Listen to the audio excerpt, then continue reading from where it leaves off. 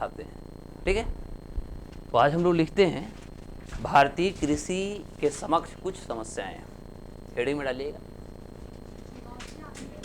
हाँ, चुनौतियां ही कर सकते हैं। भारतीय कृषि के समक्ष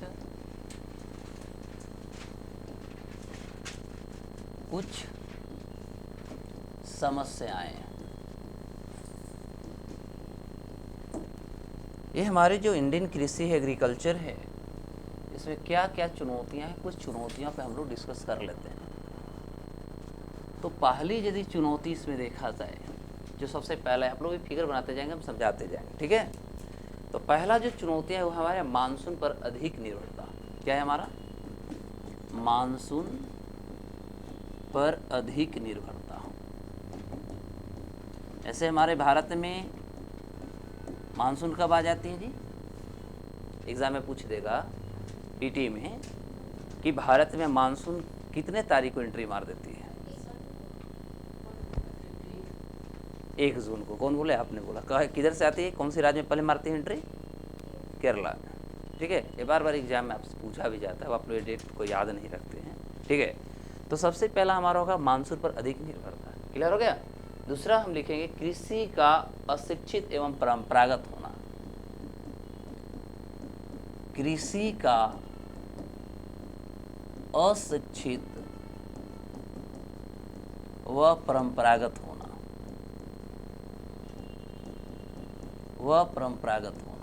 फिर हम लोग डिस्कस कर लेंगे। थर्ड पोजीशन लिखेंगे, तीसरा लिखेंगे इसका फैक्टर्स। कृषि जोतों का छोटा आकार। कृषि जोतों का छोटा आकार। नेक्स्ट पॉइंट लिखिएगा, बीज का निम्न गुणवत्ता।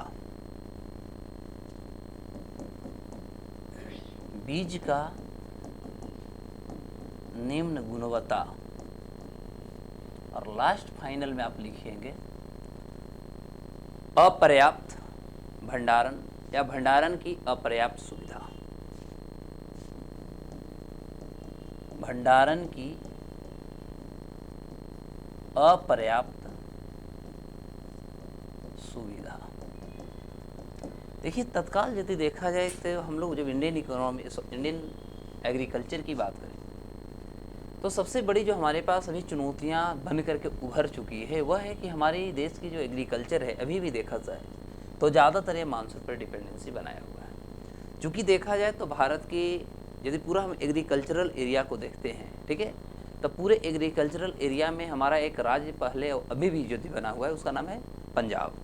तो पंजाब एक भारत के एक ऐसा राज्य है जहाँ पर हर खेतों तक नहर मतलब नदी की पानी नहर के द्वारा वहाँ पर पहुँचाई जाती है।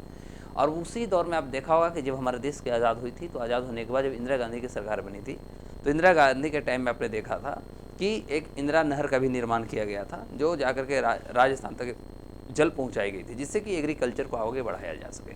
तो अब प्रश्न होता है कि हमारे पास जितना सिंचाई का क्षेत्र होना चाहिए। अच्छा, बिहार में सबसे ज़्यादा सिंचित क्षेत्र कौन सा है जिला? यदि एग्जाम में पूछ दिया जाए तो क्या करोगे? रोहतास से अब अरवल हो चुका है। हमें जहाँ तक लगता है कि अरवल हो गया है। ठीक है, जैसे इसको देख लीजिए, रोहतास तो है ही, लेकिन अरवल, क्योंकि अरवल का क्षेत्रफल बहुत छोटा है, और क्षेत्रफल छोटा होने के साथ साथ वहाँ पर, क्योंकि जब सोन नदी की पानी देखते हैं तो वहाँ से एक जो छोटी वाली नहर आती है, ठीक है, जो आपको इंद्रपुरी बैराज कहलाता है, सुने होंगे, जो डेहरी ऑनसून से पास से निकलती है, तो वो रोहतास, तो आपका डेहरी ऑनसून रोहतास जिला में ही है। उसके बाद आप देखिएगा तो ये मुख्य रूप से इस रास्ते से निकलती है, अरवल होते हुए, दाऊदनगर होते हुए अरवल की ओर आती है। तो मुझे जहाँ तक लगता है कि क्षेत्रफल की दृष्टि देखेंगे तो अरवल का स्थान आना चाहिए। एक बार इसे आप देख लीजिएगा ऐसे। ठीक है, तो अभी भी हमारे भारत में सबसे बड़ी जो चुनौतियां बनी हुई है कि आज भी हमारे देश के जो ज़्यादातर जो कृषक हैं, कृषक मतलब जो हमारे देश के किसान सबसे ज़्यादा हैं, तो आज भी हमारे देश के कृषक और किसान जो है ज़्यादातर जो एग्रीकल्चर करते हैं, उनकी कृषि जो है अभी भी मानसून पर बना हुआ है। एक्चुअली मानसून यदि किसान के पक्ष में हुआ तब तो हम कह सकते हैं उनकी प्रोडक्टिविटी होती है, लेकिन यदि ऑन टाइम मानसून नहीं आती है तो बहुत सारे भारत के ऐसे क्षेत्र हैं जहाँ पर हम कह सकते हैं कि उनकी रोपाई में देर हो जाता है, कटाई में लेट हो जाती है, बहुत सारी चुनौतियां बन जाती है। जैसे मान लिया जब फसल कटने का समय होता है, अक्सर आप सुनते होंगे, तो हमारे यहाँ जलवायु परिवर्तन का एक बहुत बड़ा संकट आती है, जिसके कारण बारिश हो रहा है, हो सकता है तूफान आ गया, जिसके कारण होता है क्या कि उनकी जो फसल होती है वो खेत में रह जाता है या बर्बाद हो जाता है। Is it okay? तो ऐसे चुनौतियां भी हमारे पास बहुत बड़ी है। तो सबसे पहले हम चुनौतियां ने देखा। दूसरा आता है कि कृषि के अशिक्षित और परंपरागत होना। अभी भी हम देख सकते हैं, तो अभी भी भारत को हम मानते हैं कि इंडिया जो हमारा है एक कृषि प्रधान राष्ट्र है, लेकिन इसके बावजूद भी अभी देखा जाए तो कृषि में जितना हमारा शिक्षा होना चाहिए, जितना यहाँ के जो किसान हैं, किसानों को जितना शिक्षित होना चाहिए एग्रीकल्चर को लेकर के, एग्रीकल्चर को, पैदावार को हम कैसे बढ़ाएं, एग्रीकल्चर को हम कितने आधुनिक बनाएं, अभी भी कहीं ना कहीं हमारे देश के किसान, कारण उसके पीछे है कि हमारे देश के ज़्यादातर जो किसान है वो क्या है, छोटे किसान है। छोटे किसान का मतलब कर सकते हैं कि हमारे देश के ज़्यादातर किसान जो है सीमांत किसान है। क्या है? सीमांत किसान है। सीमांत किसान का मतलब हुआ कि हमारे पास जो किसान है, लगभग किसानों के पास 1 एकड़ या कह सकते 1 एकड़ से कम किसानों के पास आज के डेट में जमीन बच गई है। ये लगभग देखा जाए तो लगभग 80% ऐसे हमारे देश के किसान हैं जो एक सीमांत किसान के रूप में जाने जाते हैं। 1 एकड़ का मतलब, या 1 एकड़ से कम की बात करें तो मोटा मोटी 1.5 बीघा, माने 32 कट्ठा का 1 एकड़ होता है। 1 बीघा का होता है 20 कट्ठा, ठीक है। यानी 1 बीघा की बात करें, यहाँ पर मैं लिख ही देता हूँ, तो 1 बीघा बराबर हमारा होता है 20 कट्ठा, ठीक है। 20 कट्ठा हमारा होता है, और यहाँ पर 1 एकड़ है तो इसमें टोटल जो जाते हैं वो 32 कट्ठा होता है। अब सोचने वाली बात है कि हमारे देश के जो किसान है, ज़्यादातर 80% हम किसानों की बात किया कि वह जो है एक सीमांत किसान है। सीमांत किसान का मतलब छोटा किसान है, लघु किसान है। और इसके सामने एक सबसे बड़ा चुनौती होता है कि इतनी बड़ी जो आबादी है, कोई ऐसा फैमिली नहीं होगा, कोई ऐसा परिवार नहीं होगा जिसके अंदर घर में कम से कम 8 से 10 फैमिली नहीं होंगे, परिवार नहीं होगा, मानते हैं मेंबर होंगे। अब इतने बड़े फैमिली, इतने बड़े मेंबर्स को चलाने के लिए एक किसान के पास मात्र 32 कट्ठा जमीन है, तो एक बड़ा चुनौती से कहीं ना कहीं जूझ रहा होगा। अब होता है कि उसके पास जो एग्रीकल्चर है, इस एग्रीकल्चर को जहां उस व्यक्ति को बनाना चाहिए, एक कॉमर्शियल एग्रीकल्चर करना चाहिए, वो एक कॉमर्शियल एग्रीकल्चर नहीं कर पाता है, क्योंकि उसको कहीं ना कहीं अपने फैमिली जो होते हैं, परिवार के जो लोग होते हैं, उसे कहीं ना कहीं जो भरण पोषण होता है वो भरण पोषण करने में ही वो पर्याप्त नहीं हो पाता है। और ये भी एक कारण हो सकता है कि हम एग्रीकल्चर को जो एक मोड देना चाहिए, चाहे हम कॉमर्शियल की बात करें, हम मोड नहीं दे पाते हैं, प्रोडक्टिविटी हमारी नहीं बन पाती है। उसके पीछे रीजन्स है कि हम ज़्यादातर जो है, हमारे जो किसान है बहुत ज़्यादा हम अवेयर नहीं कि कौन सी बीज का उपयोग करें, कब कौन सी हम खाद का उपयोग करें, कब कीटनाशक का इस्तेमाल करें। ये सब बहुत सारे हमारे पास चुनौतियां बनी हुई। तीसरी बात हम कह सकते हैं, सरकार की भी कुछ सफलताएं हैं, जैसे कि आपको यदि देखना चाहिए तो हम स्पष्ट रूपों में कहें कि जैसे आज हमारे देश में अक्सर हम लोग सुनते हैं कि खासतौर पे सरकार, कोई पॉलिटिशियंस आते कहते हैं कि हमारी यदि सरकार आती है तो हम किसानों को सब्सिडी माफ़ कर देंगे, लोन माफ़ कर देंगे। एक्चुअली ये होना ही नहीं चाहिए, बल्कि यदि हम एग्रीकल्चर को बढ़ावा दें, क्योंकि भारत की एग्रीकल्चर जो है हमारे आज के डेट में, यदि हम अपने देश के जीडीपी की बात करें तो अभी 14 से 16% अभी भी इसकी कंट्रीब्यूशन है। प्राथमिक क्षेत्र की बात करते हैं, क्लियर हो गया। यानी कृषि की हम अभी बात करें तो कृषि का हमारा अभी भी जीडीपी की हम बात करें तो अभी भी जीडीपी में इसमें 14 से 16% का कंट्रीब्यूशन। चूंकि देखा जाए तो भारत की जो अभी टोटल हमारी आबादी, लास्ट क्लास में बताया हुआ, तो हमारे देश का जो कुल आबादी है, कुल आबादी का अभी भी हमारा ये जो एग्रीकल्चर है लगभग 48% उनका एक कंट्रीब्यूट करता है, या कह सकते हैं कि उनकी निर्भरता अभी भी 48% हमारे एग्रीकल्चर पर बना हुआ है। साथ ही साथ कह सकते हैं कि हमारी जो देश का जो जीडीपी है, जीडीपी में इसका भी 14 से 16% कंट्रीब्यूशन बना। और कहा जाता है कि भारत की जो हमारा कृषि है आज भी सबसे ज्यादा रोजगार देने वाला हमारा क्षेत्र बना हुआ है। Is it okay?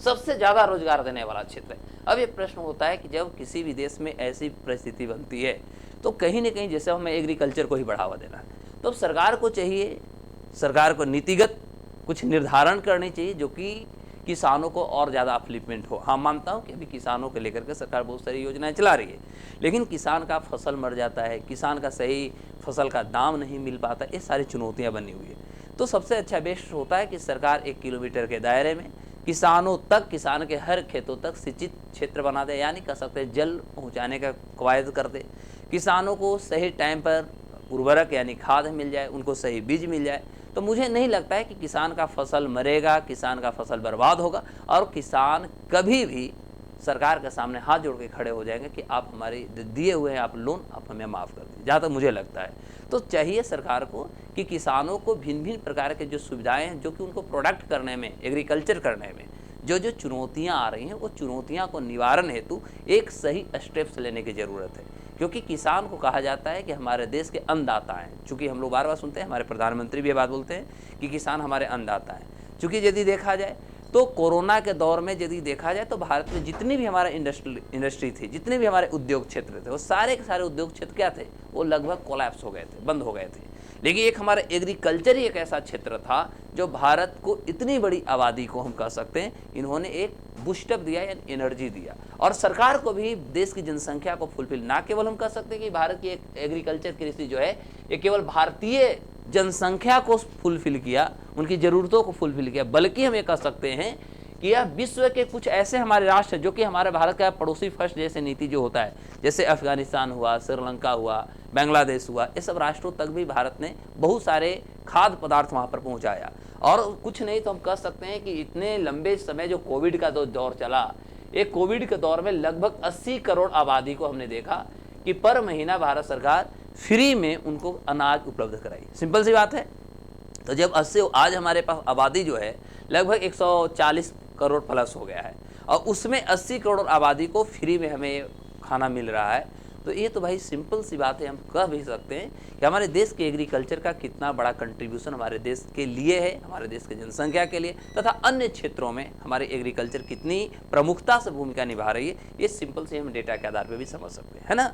तो ये सेंस के आधार पर हम कह सकते हैं कि आज हमारे एग्रीकल्चर को एक अच्छी तरह से हम कह सकते हैं इनमें योगदान देने की ज़रूरत है, क्वायत करने की ज़रूरत, जिससे कि एग्रीकल्चर को और बूस्टअप किया जाए। और ये जैसे आज या पहले समय से जब हमारा देश आज़ाद हुआ था, तो आज़ाद होने के उस टाइम में हमने देखा था कि लगभग 80% देश की जो आबादी थी उनकी पूरा का पूरा जो निर्भरता थी वो एग्रीकल्चर पर था।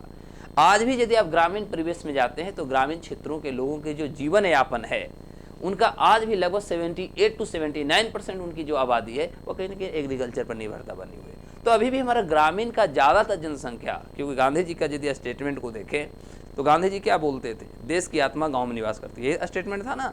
और आज भी हमारे देश की आबादी यदि देखा जाए तो लगभग 35% ही, मात्र 35% आबादी हमारे पास जो है वो शहर की ओर आया है। अभी भी लगभग 65% जो आबादी है वो अभी भी हमारा कहाँ है, ग्रामीण परिवेश में कर रहा है। तो ग्रामीण की इतनी बड़ी आबादी को यदि उसकी जो निर्भरता है, उसकी जो नीड है यानी ज़रूरत है, इस ज़रूरत को आज भी यदि फुलफिल कोई कर रहा है तो वो हमारे भारत का सबसे बड़ा क्षेत्र कौन सा है, एग्रीकल्चर यानी प्राथमिक क्षेत्र है। क्लियर हो गया। तो ऐसे हमारे पास हैं और कुछ ऐसी इस तरह हमारे पास चुनौतियाँ हैं। तो कृषि जोतों का छोटा आकार होना ये भी एक चुनौती। छोटा आकार होने के कारण हमारे पास प्रोडक्टिविटी नहीं है। हम कहीं ना कहीं अपने जो हमारे देश की जनसंख्या, उस जनसंख्या के आधार पर हम उनकी केवल जीवन यापन या उनकी जो नीड है उसी तरह हम केवल प्रोडक्टिविटी को कर रहे हैं। उसके बाद है बीज का निम्न गुणवत्ता। अब मैंने सी बात है कि हमारे यहाँ एग्रीकल्चर में ये बीज का गुणवत्ता की यदि बात करें तो हर साल आदमी किसान क्या करते हैं, उनके पास हो सकता है कि सोर्सेज नहीं हो सकते हैं, संसाधन नहीं हो सकते हैं। दूसरे सेंस में हम कह सकते हैं कि उनके पास कोई आय का स्रोत नहीं हो सकता। और यही कारण हो सकता है कि पिछले साल जो उन्होंने धान का खेती किया या हम कह सकते हैं गेहूँ का खेती किया, उसी बीज को पुनः अगले साल के लिए रख लेते हैं। तो ये मायने सी बात है कि किसी भी फसल में यदि देखा जाए तो 1 से 2 बार यदि आप बीज का इस्तेमाल करें उसकी प्रोडक्टिविटी गिर ही जाती है। सिंपल सी बात है। और किसान के पास न सोर्स होने के कारण वो बार बार एक ही बीज को उपयोग में लाता है। और ये भी कारण हो सकता है कि जो हमारे बीज की गुणवत्ता है वो धीरे धीरे लॉस होते हैं। इसी को देखते हुए हमने देख सकते हैं कि जब भारत में 1966, 67, 1966-67 में जब हमारे यहाँ हरित क्रांति आया था, नाम सुना होगा, हरित क्रांति आया था, तो इस हरित क्रांति में हमने उस समय मैक्सिको का नाम आपने सुना होगा, है ना। मैक्सिको से हमने गेहूं का बीज लाया था, सुना होगा ना, जिसको बोला गया था HYV प्रकार का, यानी हाई यील्डिंग वेराइटी, इसको नाम दिया गया।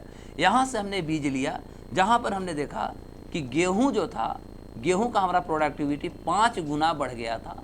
और वहीं यदि हम धान की बात करें तो धान की प्रोडक्टिविटी 3 गुना बढ़ा था। और उस दौर में यदि देखा जाए तो जब हम हरित क्रांति जैसे नीति को जब हम अपने देश में आगे बढ़ाए तो उस समय एक सिंपल सी बात है कि जहाँ पर भारत के कुछ 2-4 राज्य तक ये हमारा सीमित रहा, जैसे पंजाब था, जैसे हरियाणा था, पश्चिमी उत्तर प्रदेश था, और थोड़ा बहुत कह सकते राजस्थान का क्षेत्र रहा था, गंगानगर वाला इलाका, ठीक है।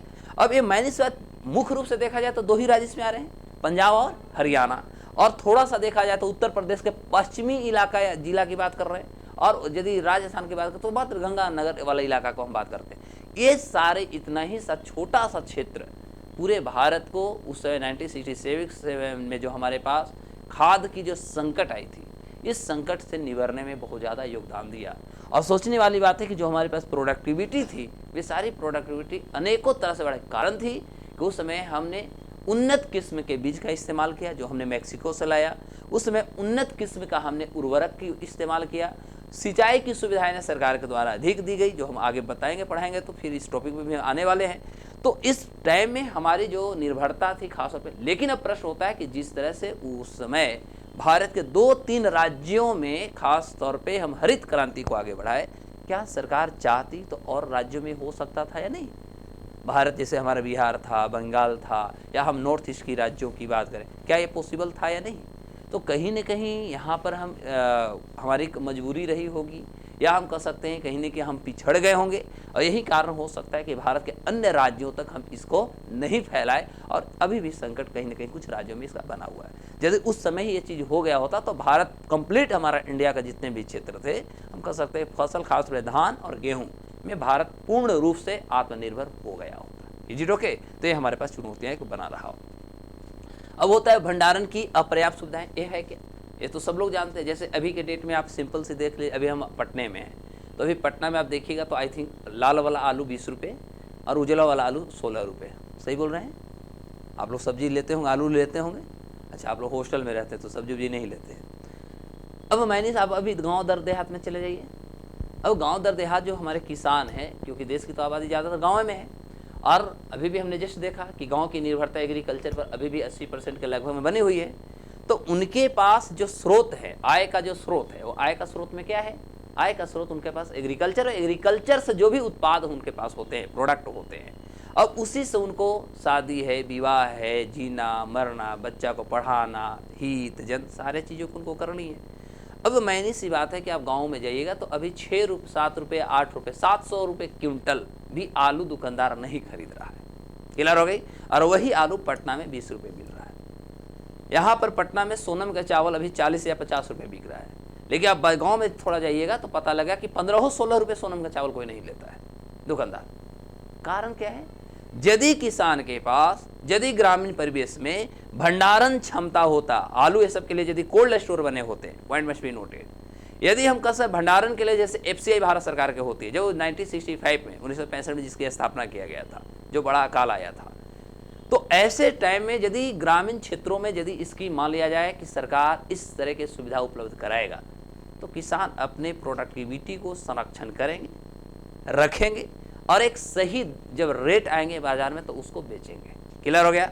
लेकिन किसान के पास आय का संकुचन है, संसाधन नहीं है, उनके पास स्रोत नहीं है, और न होने के कारण वह जरूरत होने पर अभी औने पौने दाम में बेचने को मजबूर होते हैं, और इसका फायदा कौन उठाते हैं? मीडिएटर। मीडिएटर समझ आती है? यानी वैसे लोग जो कारोबार कर सकते हैं, दूसरे शब्द में वैसे कारोबारी बिजनेसमैन इसका फायदा उठाते हैं, जिसको आप अभी कहिएगा कि मंदड़िया होंगे, कम से कम सोचते होंगे, कम से कम रेटों में खरीद लें और फिर वो रख लेंगे, फिर मार्केट में ज़्यादा से ज़्यादा दाम बढ़ाएंगे, ब्लैक मेल करेंगे, ब्लैक मार्केटिंग करेंगे, और जब मार्केट में काफ़ी डिमांड बढ़ जाएंगे और सप्लाई बाजार में एकदम गिर जाएगा, तब वो निकालना चालू करेंगे। तो पता लगेगा कि किसान से लिया हो 7 रुपये केजी आलू, और जब मार्केट में 40 रुपये, 50 रुपये आलू होगा तो निकालना शुरू करेगा। क्लियर? तो इससे फायदा किसको हुआ? बिजनेसमैन को, कारोबारी। और नुकसान किसको हुआ? किसान को। मीनिंग क्लियर हो गई? तो यदि हमारे पास ये भंडारण क्षमता अच्छी होती, इसकी हमारे पास पर्याप्त यदि सुविधाएं होते, तो क्या किसान ऐसे करने को मजबूर होता? This is the question. तो this all are the challenges. ये सभी हमारे जो चैलेंजेस हैं, ये हमारे एग्रीकल्चर से चैलेंजेस है। ये सभी केवल एग्रीकल्चर से नहीं, बल्कि एग्रीकल्चर करने वाले जो देश के किसान हैं, उनके साथ ये सभी चुनौतियां बनी हुई है। Is it okay? ये पूरी समझ में आ गई डेटा? अगला पॉइंट पर आते हैं। तो ये सभी आपने बना लिया, लिख लिया। अब आगे पॉइंट हम लोग लिखेंगे। आगे हेडिंग में डालें भारत में, या ऐसे लिखें ऋतुओं के आधार पर फसलों का वर्गीकरण। ऋतुओं के आधार पर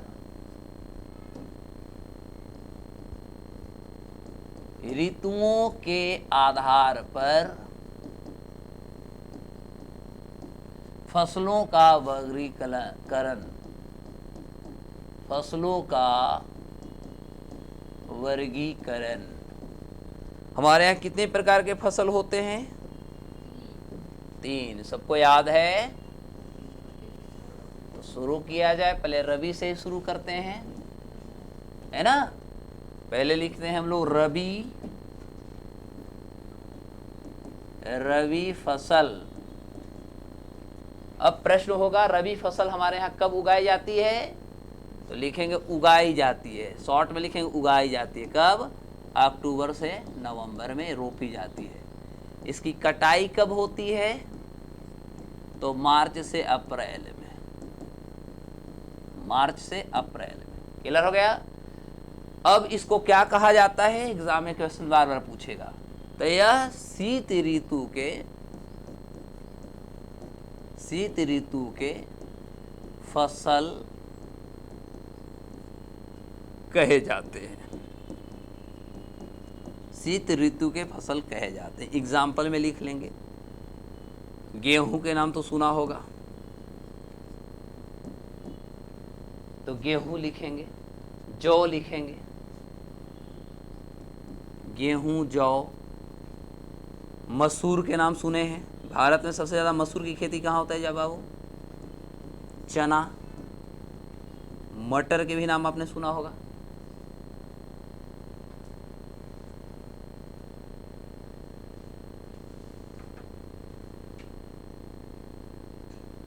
हो गया? तो ये सभी हमारे रबी। हाँ जी, अच्छा, जौ गेहूं में दोनों में अंतर है साहब? हाँ, दोनों के साथ खेती हो सकता है, ठीक है, लेकिन दोनों में अंतर है। जौ का इस्तेमाल आटा में कम होती है, मैदा में ज़्यादा उसको डाला जाता है, ठीक है, उसका इस्तेमाल वहाँ पर होती है। और गेहूं डायरेक्ट हम लोग आटा की ओर आ जाते हैं। दोनों फसल एक ही है, लेकिन दोनों का नाम भी अलग है, दोनों का काम भी अलग है। गेहूं के अपेक्षा जौ कहा जाता है कि ठंडा होता है, भोज्य पदार्थ हो ठंडा होता है, ठीक है। रबी के बाद कौन सी फसल आपके आएगा? खरीफ। खरीफ फसल। खरीफ फसल में लिखेंगे खरीफ फसल कब कब होता है। ये रोपा कब जाएगा? जून से जुलाई में रोपा जाएगा। जून और जुलाई में रोपा जाएगा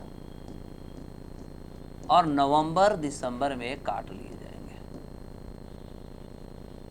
नवंबर दिसंबर में काट लिए जाएंगे, ठीक है। इसको क्या बोलते हैं हम लोग? मानसून ऋतु का फसल। इसको हम लोग क्या बोलेंगे? मानसून ऋतु का फसल। मानसून ऋतु का फसल मैंने बारिश जब होते रहता तब हमारे यहाँ फसल होती, ठीक है। इसमें कौन कौन आ जाएंगे? धान, जूट, बाजरा, गन्ना। लिख लीजिएगा इसमें एग्जाम्पल। धान, जूट, बाजरा, गन्ना। धान हो गया, कपास, मक्का, उड़द। कपास, मक्का, उड़द, ये सभी जो फसल होते हैं हमारे कहाँ होते हैं? खरीफ का फसल है, ठीक है। एक लास्ट हमारा क्या हो जाएगा? जायद।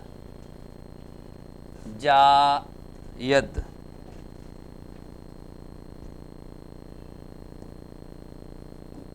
जायद फसल। जायद फसल कब रोपी जाती है? ये दोनों के बीच में, यानी दोनों के बीच में जो सूखा हमारा मानसून वाला टाइम आता है। तो यदि रबी का देखा जाए तो अक्टूबर नवंबर, और वहाँ हुआ जून और जुलाई। अब दोनों के बीच में क्या चल गया? तो ये दोनों के बीच में चल जाएंगे, तो मार्च और जून वाला पार्ट बच गया। तो लिख लेंगे इसमें मार्च में रोपा जाएगा ये, और जून तक ये काम करना शुरू कर देगा, कटाना काम शुरू कर देगा, या कर सकते हैं पैदा देना शुरू कर देता है। तो मार्च में रोपाएंगे और जून में फसल देना शुरू करेंगे, ठीक है। एक लाइन और लिख लीजिएगा, रबी और खरीफ। एक लाइन, रबी और खरीफ फसल। रबी और खरीफ फसल के बीच, रबी और खरीफ फसल के बीच के सूखे मौसम में उगाई जाने वाली फसलें के बीच सूखे मौसम में उगाई जाने वाले फसलें जैसे तरबूज, खरबूज, जो भी मौसम चल रहा है, ककड़ी, खीरा, ककड़ी, खीरा, ककड़ी, खीरा आदि, ककड़ी, खीरा आदि। Is it okay? अब इसमें भी आप लोग को क्वेश्चंस पूछेगा, भारत में सबसे ज़्यादा गेहूं कहाँ पर होती है साहब? पंजाब में। लेकिन अभी उत्तर प्रदेश का नाम नहीं भूलिएगा, क्षेत्रफल के लिहाज से ध्यान दीजिएगा, ठीक है। मसूर सबसे ज़्यादा कहाँ? मसूर का मतलब सीधे याद कीजिएगा दाल देगा, ठीक है। तो दाल में सबसे पहले ज़्यादा आता है मध्य प्रदेश का स्थान। किसका आता है? मध्य प्रदेश का, ठीक है। यदि मूंगफली के नाम आ जाए तो कहाँ समझेंगे आप? मध्य प्रदेश नहीं, गुजरात। मूंगफली का मतलब गुजरात। ये सब आपको याद करना होगा कि कौन फसल भारत में सबसे ज़्यादा कहाँ होती है। अच्छा, मान लो मैं कॉफ़ी की बात करूँ तो भारत सबसे ज़्यादा कॉफ़ी कहाँ? कर्नाटक। विश्व में कहाँ? ब्राज़ील में। तो इस तरह से आपको करना होगा, कुछ चीज़ों को याद करना होगा, ठीक है। जैसे मान लिया जाए हम चाय की बात करता हूँ, हम चाय की बात करें तो चाय विश्व में सबसे ज़्यादा कहाँ और भारत में सबसे ज़्यादा कहाँ? ना, असम में, असम में, ठीक है। तो ऐसे लास्ट में हम कुछ लिखवा दूंगा, जो फैक्ट्स आप याद कर लीजिएगा, डायरेक्ट याद कर लीजिएगा, ठीक है। चाय और पास। अच्छा अच्छा, हाँ यूपी ही कर लीजिए। चावल में भी क्वेश्चन आती है, चावल का कटोरा विश्व में किसको कहा जाता है?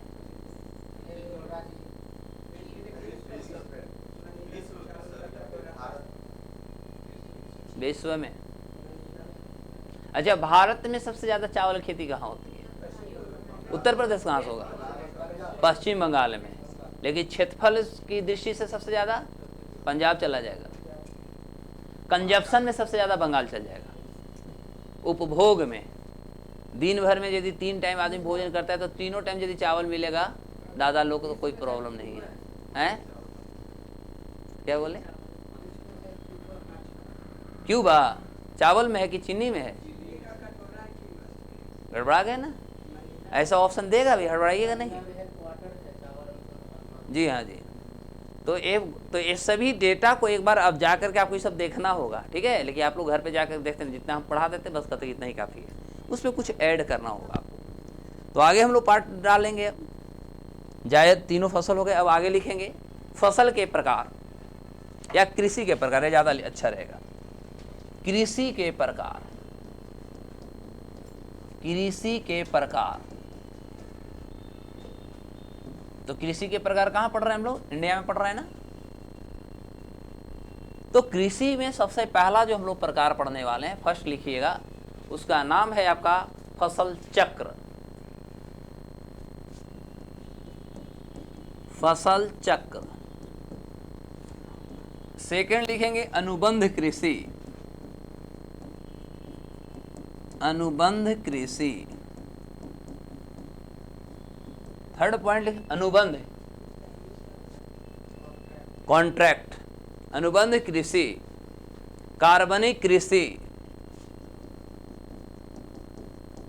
कार्बनिक कृषि, जिसपे अभी भारत सरकार काम भी कर रही है, बिहार सरकार भी काम कर रही है। गंगा किनारे जो दियारा वाला इलाका है उसमें भी आप सुन रहे होंगे कार्बनिक कृषि को हम आगे बढ़ा रहे हैं, बिहार का है ना। गैंगेक्टी कहाँ बनाया गया है जी? गैंगेक्टी जो आपका होता है पटना यूनिवर्सिटी के पीछे कौन चीज़ का संरक्षण बनाया है? डॉल्फिन का। और भागलपुर वाला क्या नाम है उसका? कछुआ का। अच्छा, नेक्स्ट लिखेंगे झूम खेती। झूम खेती। और अंतिम में लिख लीजिएगा, झूम खेती के बाद लास्ट इसका लिख लीजिएगा सीढ़ी नुमा खेती। सीढ़ी नुमा खेती, सीढ़ी नुमा खेती। अब इससे समझिएगा कि हमारे यहाँ कृषि के जो हम लोग प्रकार देख रहे हैं क्या। पहला है हमारा फसल चक्र। क्या है हमारा? फसल चक्र। फसल चक्र में क्या होता है? फसल चक्र में जब हम हमारे पास जो फसल होते हैं, जैसे मान लिया जाए, अक्सर आप देखिएगा कि मान लेते हैं कि आप बार बार धान की खेती करते हैं, ठीक है, धान लगाए, इसके बाद भी फिर आप धान लगा दिए, इसके बाद भी धान लगा दिए, तो इससे क्या होगा कि एक ही फसल को आप जब बार बार लगाते हैं तो कृषि की जो उर्वरा शक्ति होती है, ठीक है, जो उर्वरा शक्ति होती है वो कम हो जाती है। इसीलिए अक्सर आप देखेंगे कि धान की खेती, क्योंकि धान की खेती में आपको पता होगा कि सबसे ज़्यादा ये पानी मांगता है। पहली बात, पानी सबसे ज़्यादा धान की कृषि में लगती है। दूसरी बात, कृषि की उर्वरा शक्ति को सबसे ज़्यादा ऑब्जर्व करती है, और यही कारण होता है कि धान की कृषि के जस्ट बाद ज़्यादातर फसलें जो लगाई जाती है वो रबी की फसल लगाई जाती है। और रबी में भी यदि कोई चना का लगाता है या मटर का खेती करता है तो इससे क्या होता है, एग्रीकल्चर या उस ज़मीन का जो उर्वरा शक्तियाँ होती हैं वो सबसे ज़्यादा आप कह सकते हैं उसको बूस्टअप देने का काम करता है। क्लियर हो गया? धान की खेती से सबसे ज़्यादा मीथेन निकलता है, सबने आपको पढ़ा होगा। सबसे ज़्यादा मीथेन की बात करते हैं, मीथेन जितने भी दलदली वाले क्षेत्र होते हैं वो सारे दलदली वाले क्षेत्रों से मीथेन जैसे गैस निकलते हैं, जो पूर्ण रूप से यदि देखा जाए तो कहीं न कहीं ओजोन लेयर के लिए एक बहुत बड़ा कारण बनता है, खतरा बनता है। Is it okay? तो हमारा जो फसल चक्र होता है, फसल चक्र में बताया जाएगा कि जब हम फसलों को बदल बदल के फसल करते हैं तो उससे क्या होता है कि हमारी खेती का जो उर्वरा शक्ति होता है वो भी बना होता है, और साथ ही साथ जो हमारी प्रोडक्टिविटी होती है, यह प्रोडक्टिविटी जो होता है ये भी हमारा बना रहता है, और इसी को हम लोग क्या पढ़ेंगे, फसल चक्र होता है। दूसरा होता है अनुबंध कृषि। इसमें एक कॉन्ट्रैक्ट होता है, इसमें जो भी कॉन्ट्रैक्टर होंगे यानी कारोबारी होंगे वह किसी के भी जमीन को वो कॉन्ट्रैक्ट पे ले लेगा। वह खुद भी कृषि कर सकता है या किसी और के द्वारा कर सकता है, या जिस किसान से उन्होंने जमीन को लिया, अधिग्रहण किया, कॉन्ट्रैक्ट पे लिया, उससे भी कृषि करा सकता है। लेकिन प्रॉब्लम क्या है कि वह अपने मर्जी से कराएगा। क्लियर हो गई? ऐसा नहीं कि आपका जमीन किसी ने लिया, कारोबारी ने लिया तो अब आप अपने तरफ से कृषि करेंगे, ऐसा कुछ नहीं। वो कृषि अपने मर्जी से करता है। तो ज़्यादातर जो कॉन्ट्रैक्ट खेती होती है इसमें जो भी हमारा इंडस्ट्री बेस्ड होता है, उद्योग बेस्ड होता है, जैसे मान लिया अभी बिहार सरकार, तो हमारे बिहार में मोटा मोटी यदि देखा जाए तो अभी हम बात कर रहे हैं गन्ना उद्योग को आगे बढ़ाने की बात कर रहे हैं, कुछ नहीं तो अब हम एथेनॉल प्लांट को आगे बढ़ाने की बात कर रहे हैं ना।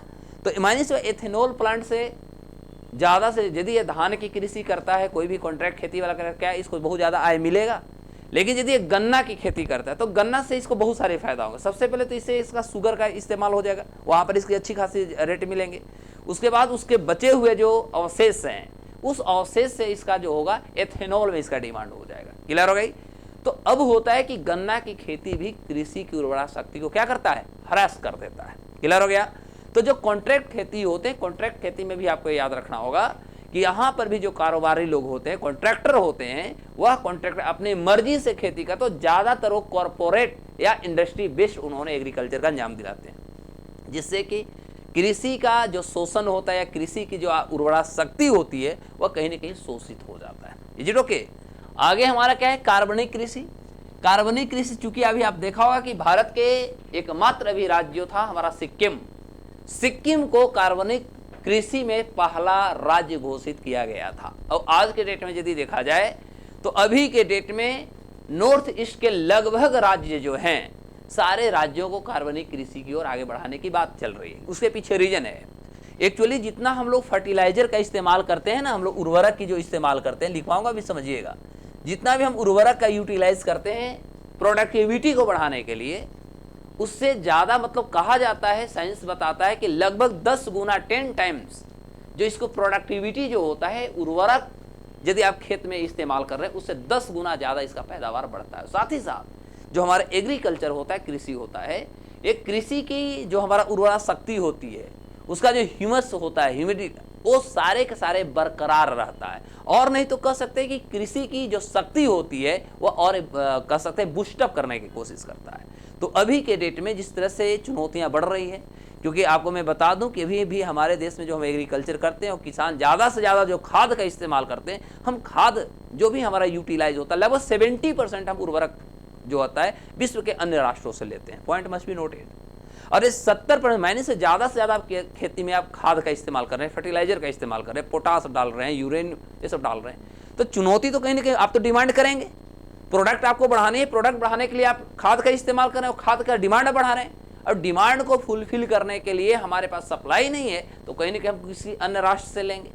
तो प्रश्न होता है कि भारत सरकार लगभग अभी भी 70% हमारे पास जो उर्वरक है इससे भारत सरकार अन्य राष्ट्रों से लेती है, इंपोर्ट करती है, और इसके एवज में हमारे देश से ज़्यादा पैसा चली जाती है। क्लियर हो गया? तो इससे चुनौतियां हमारे देश के इकोनॉमी पे डायरेक्ट पड़ता है। साथ ही साथ जो हमें प्रोडक्टिविटी चाहिए, जो लोगों को चाहिए, इसको तो हम कुछ हद तक फुलफिल करने की कोशिश करते हैं, लेकिन पर्यावरण, हमारा जो जीवन यापन है, जो हमारा वातावरण है, इस पर भी इसका नकारात्मक प्रभाव पड़ता है, क्योंकि मोर देन एक्सेस जब हम उर्वरक का इस्तेमाल करते हैं तो उससे चुनौतियां तो बनाते हैं। Is it okay? अभी आप देख रहे होंगे लोगों पैसा कमाने के चक्कर में जो किसान हैं, शाम में देखिएगा छोटा सा लौका होता है, पता नहीं कौन इंजेक्शन मारता है, सुबह 5 kg का हो जाता है। सुनते हैं ना? अब मायने सी बात है, अब देखिए नाम पीछे से आ गया, तुरंत हाइब्रिड का नाम आया। ठीक है, आखिर ये क्या है? तो इसमें आप कहीं ना कहीं देख रहे हैं इंजेक्शन एंड इंटॉक्सिकेशन का इस्तेमाल हो रहा है। अब इससे क्या होगा कि जितने भी लोग खाना खा रहे हैं, आज हम लोग बोलते हैं कि हमें हरी सब्जियां खाते हैं, उसके बावजूद भी अनेक प्रकार की बीमारी है। बच्चा जन्म ले रहा है, जन्म के साथ ही उसका आंख में रोशनी नहीं है, हम राइट, आंख में रोशनी नहीं है, तुरंत उसको डॉक्टर के पास जाना पड़ रहा है। अब वो छोटा सा जो बच्चा जन्म ले, उसका कारण क्या है? क्योंकि आज के डेट में हमारे पास जितने भी भोज्य पदार्थ है, खाद्य पदार्थ हैं, वो सभी के सभी में क्या है? केवल उर्वरक है। क्लियर हो गया?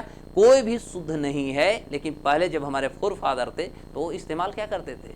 कृषि करने के लिए वो इस्तेमाल करते थे, जो खरपतवार हमारी होती थी उसको कंपोस्ट तैयार करते थे, जो घर के राख होती थी, गोबर जानवर का होता था, है ना, तो जो अवशेष होते थे वो सारे अवशेष को हम कृषि में इस्तेमाल करते थे। तो वो जो होती थी वो हमारा प्योर प्रोडक्ट होता था। साथ ही साथ हम कह सकते हैं उस समय गोबर गैस का प्रचलन था। अभी भी आप देख सकते गोवर्धन, भारत सरकार के द्वारा ये योजना चल रही, गोवर्धन का नाम सुना होगा, है ना। तो उस समय हम लोग गांव दर देहात में सुने होंगे कि किसी के यहाँ बिजली लाइट जलने के लिए गोबर क्या होता था? गोबर गैस होता था, है ना।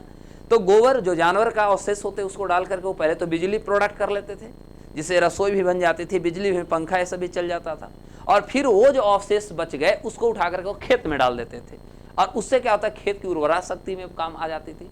तो इस तरह से हम पहले यूटिलाइज करते थे और जैविक कृषि को हम आगे बढ़ाए। लेकिन जैसे जैसे मॉडर्न हम चले गए, साइंस एंड टेक्नोलॉजी आगे बढ़ी, अब इसको लेकर के समस्याएं आई, तो हम कहीं ना कहीं हमारी निर्भरता जो है उर्वरकता की ओर बढ़ना शुरू हो गया। अब चूंकि देखा जाए इस पर भी सरकार कम करने के लिए बहुत सारी योजना चला रही है। आपने सुना होगा यूरिया नैनो के नाम सुना होगा। गुजरात में भारत सरकार, मोदी जी हमारे प्रधानमंत्री ने इस एक प्लांट को उन्होंने लगाया। तो ये नैनो क्या है?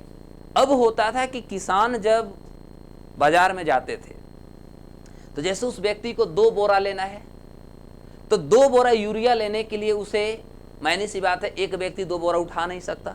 इसके लिए वो ट्रांसपोर्टिंग की समस्या, उसके ट्रांसपोर्टिंग के अलावे उठा करके एक जगह से दूसरी जगह ले जाने में बहुत बड़ी चुनौती थी।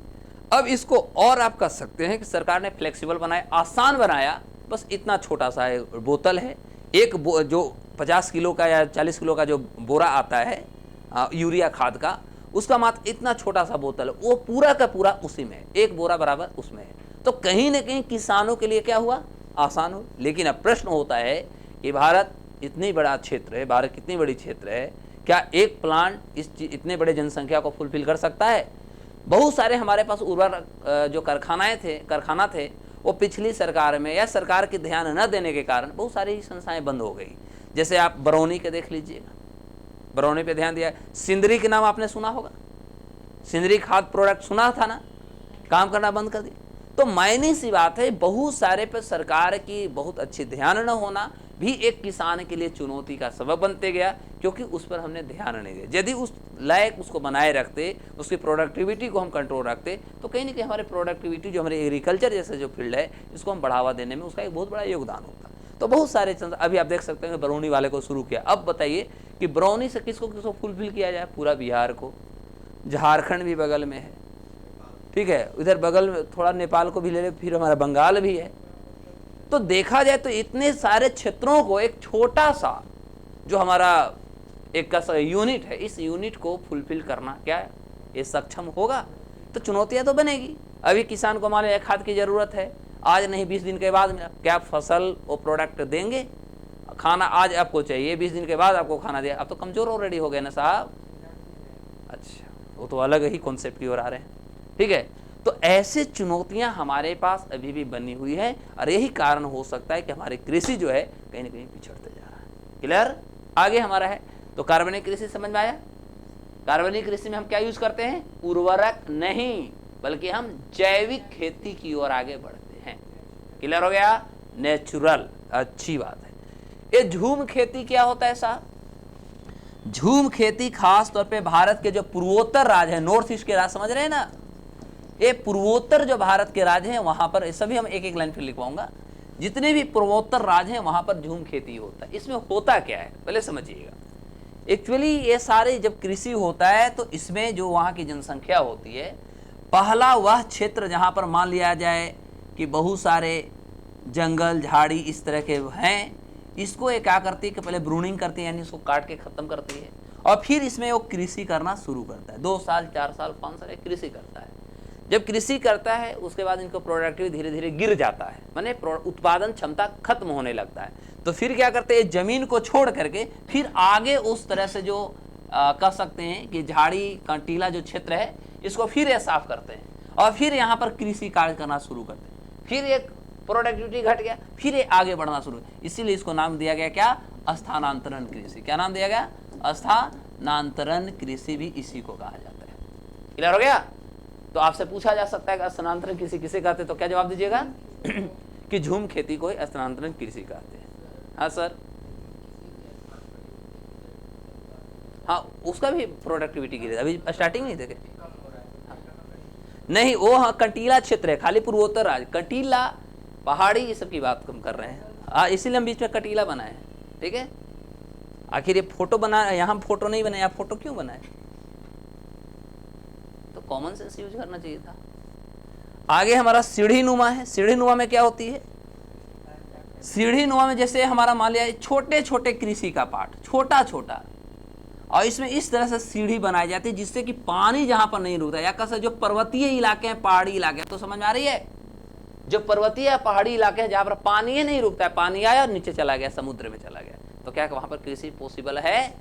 तो वहां पर पानी को रोकने के लिए थोड़ा थोड़ा सीढ़ी नुमा, सीढ़ी टाइप का बनाया जाता है। जैसे आप लोग पहले के कॉलेज में जाइएगा तो पहले के कॉलेज और यूनिवर्सिटी में जब क्लासेज होती थी, 0 से ऐसे हम लोग चढ़ते थे, है ना, सबसे पीछे वाला सबसे ऊंचा पर होता था और सबसे आगे वाला सबसे नीचे में होता था। अब तो खैर बराबर क्लासरूम मिलता है ना। अभी पटना यूनिवर्सिटी में जाइएगा तो आपको बहुत सारे वैसे क्लास मिल जाएंगे। ठीक है, तो पहले ऐसे क्लास होते थे, या आई थिंक एन कॉलेज में है कि नहीं मुझे नहीं पता। एन कॉलेज के आप लोग स्टूडेंट रहे हैं? है वैसा? अब हम ऑडिटोरियम तो ना, ऑडिटोरियम में तो नहीं है, क्लासे रूम में होगा, ऑडिटोरियम में नहीं जल्दी मिलता। तो इस सीढ़ी नुमा कृषि, जहां पर कृषि करने के लिए हम जल को संचय या जल को रोकने हेतु हम भिन्न काम करते हैं। अब कृषि में आगे हम लोग देखें तो और सारी चुनौतियां होंगी, जैसे जल प्रबंधन का एक बहुत बड़ा चुनौती होता है, उस पर भी हम लोग आगे बात करेंगे। तो अब लिखते हैं एक एक करके कृषि के प्रकार को। आप इसी तरह फिगर बनाइएगा, सबके हम नीचे 2-2 लाइन लिखवा दूंगा, फटाफट आप डिफाइन कर लीजिएगा। हाँ सर, एगो क्या पूछिएगा, 2 4 10 पूछिए ना। वो जीरो बजट कृषि, वो बजट है, वो हर चीज के लिए होता है, खाली कार्बनिक वो हर फील्ड में हो सकता है। जिसपे भी आप अपने तरफ से जीरो से स्टार्ट करते हैं किसी भी चीजों को, तो जीरो बजट का ही पार्ट है। हाँ बाबू, मृदा अपर्दन, हाँ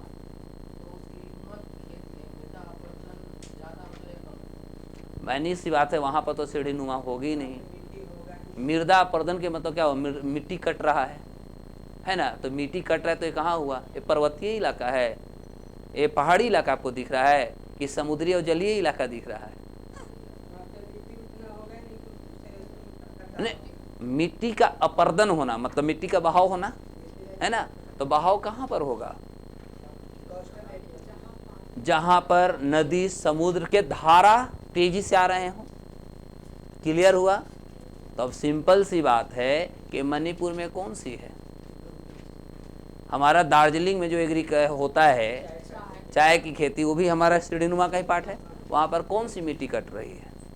मिट्टी तो कटती है हमारे समस्तीपुर में।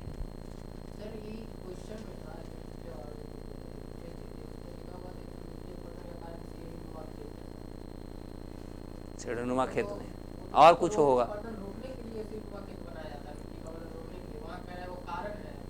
तो ये तो हम ही भी नहीं मान रहे, कैसे है? पूरा और क्वेश्चन पढ़िए, आप आधा अधूरा तो नहीं क्वेश्चन पढ़ रहे हैं। एक ही तो कारण नहीं होगा, कारण एक तो नहीं वहाँ पर दिया होगा, एक ही दिया था और कारण दिया होगा। क्वेश्चन पूरा बताइए तभी क्लियर होगा। तो लिखा जाए कृषि के प्रकार। पहले लिखेंगे फसल चक्र। फसल चक्र में लिखेंगे साहब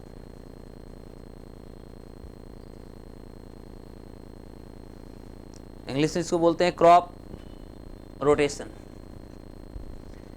भूमि के किसी भाग से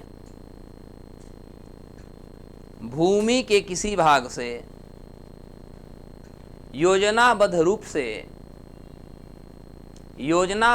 से बदल बदल कर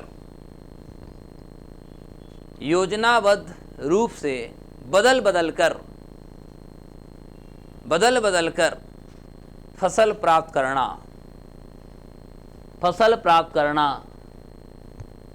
फसल चक्र कहलाएगा।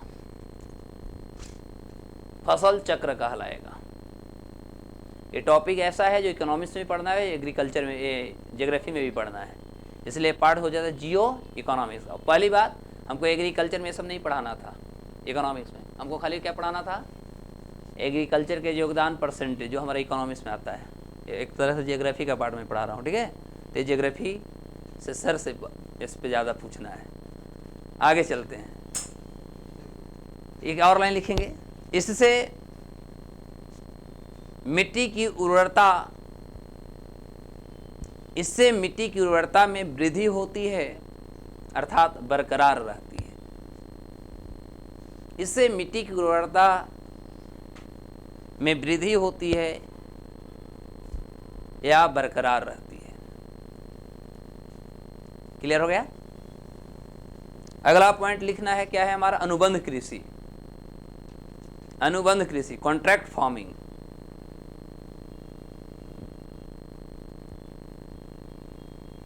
कॉन्ट्रैक्ट फार्मिंग ऐसी प्रक्रिया जिसमें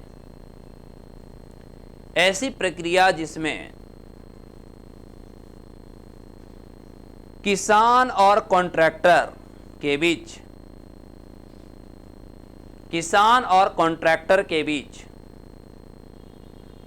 एक कॉन्ट्रैक्ट साइन होता है, यानी समझौता ज्ञापन होता है, कह सकते हैं। एक कॉन्ट्रैक्ट साइन होता है,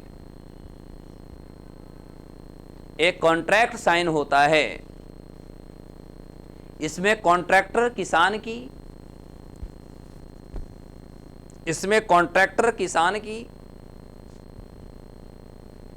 जमीन का उपयोग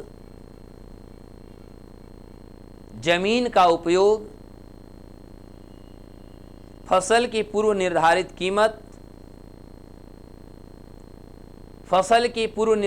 कीमत पर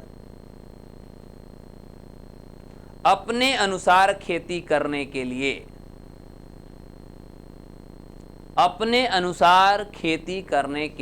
कहता है। अपने अनुसार खेती करने के लिए कहता है। क्लियर हो गया। बहुत टफ लैंग्वेज है। नेक्स्ट क्या है हमारा, कार्बनिक कृषि। लिखेंगे यहां पर आज आप लोग को मैं होमवर्क दे रहा हूं, भारत का वह कौन सा पहला गांव है जो कार्बनिक कृषि में आगे बढ़ गया, और उसके लिए वहां की राज्य सरकार, जम्मू कश्मीर को नामे मत लीजिए, नॉर्थ ईस्ट के गांव है, इसे उधर मत जाइए, जिसके लिए वहां की राज्य सरकार उस गांव को और गांव के लोगों को मंथली पेमेंट यानी वेतनमान की भी बात कर दिया है। वो गांव के नाम बताना है, ऐसे कितने गांव अभी तक वहां पर हो गए हैं सेलेक्ट, इस सभी के बारे में आपको अच्छे से पढ़ करके अगले क्लास में आना है, ठीक है। मैं पूछूंगा, खड़ा करके पूछूंगा और बोर्ड पे बुलाऊंगा कैमरा के सामने, इसलिए यात्रीगण ध्यान दे बातों को। क्वेश्चन बोल दिया है, आगे लिखेंगे। अब कार्बनिक कृषि, जो खेती बिना किसी रासायनिक खादों जो खेती बिना किसी रासायनिक खादों या उर्वरकों, जो खेती बिना किसी रासायनिक खादों या उर्वरकों, कीटनाशकों के बिना की जाती है, कीटनाशकों के बिना की जाती है, खादों कौमा उर्वरक, उसी को कहते हैं उर्वरकों, कीटाणु या कीटनाशकों के बिना की जाती है, और जिस पर या जिसमें सिर्फ जैविक खाद का उपयोग होता है, और जिसमें सिर्फ जैविक खाद का उपयोग होता है या किया जाता है। मैं दोनों ऑप्शन देता हूं आपको, जो हिंदी अच्छा लगे लिख लेना। क्लियर हो गई? उसको कौन सी खेती कहोगे आप? कार्बनिक कृषि। तो आपको कार्बनिक कृषि पर एक डेटा तैयार, एक रिपोर्ट आपको तैयार करके अगले क्लास में आना है। कार्बनिक कृषि पर एक रिपोर्ट आपको तैयार करके अगले क्लास में सबमिट करना है, और वह क्वेश्चंस मैं ओरल बोलता हूं, या लिखना होगा तो लिख लीजिएगा। भारत के लिए कार्बनिक कृषि का महत्व तथा भारत के कौन कौन से क्षेत्रों को चुना गया। आने वाले मेंस के लिए एक इंपॉर्टेंट क्वेश्चंस बन गया। भारत के लिए कार्बनिक कृषि का महत्व, कॉमा देते करके लिखते चलिएगा। कार्बनिक कृषि का महत्व, कॉमा, भारत के क्षेत्रों का चुनाव, भारत के क्षेत्रों का चुनाव, कॉमा, सरकार के द्वारा सहयोग,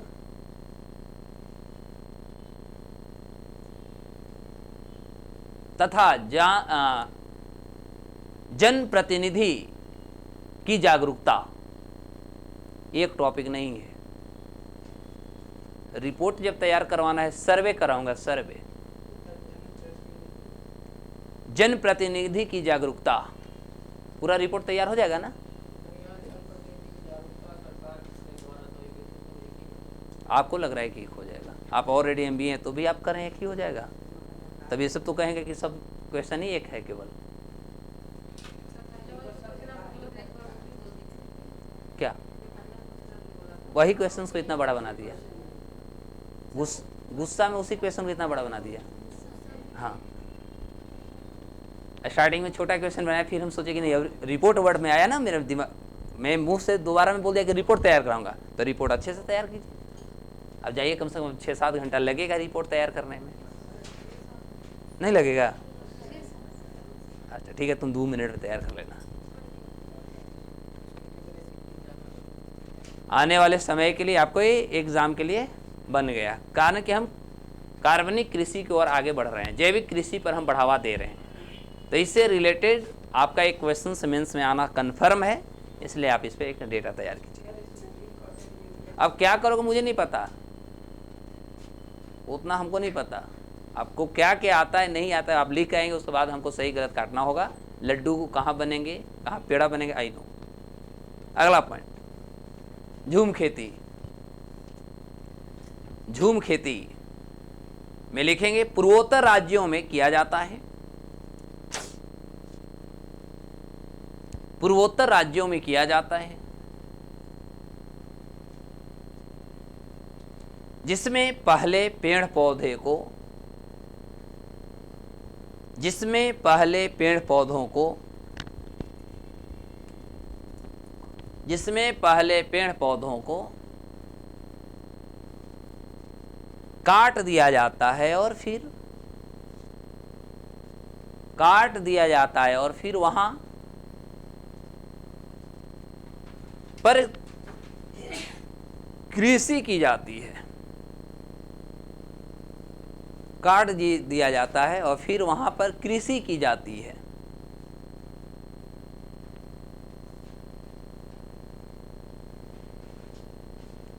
और वहां की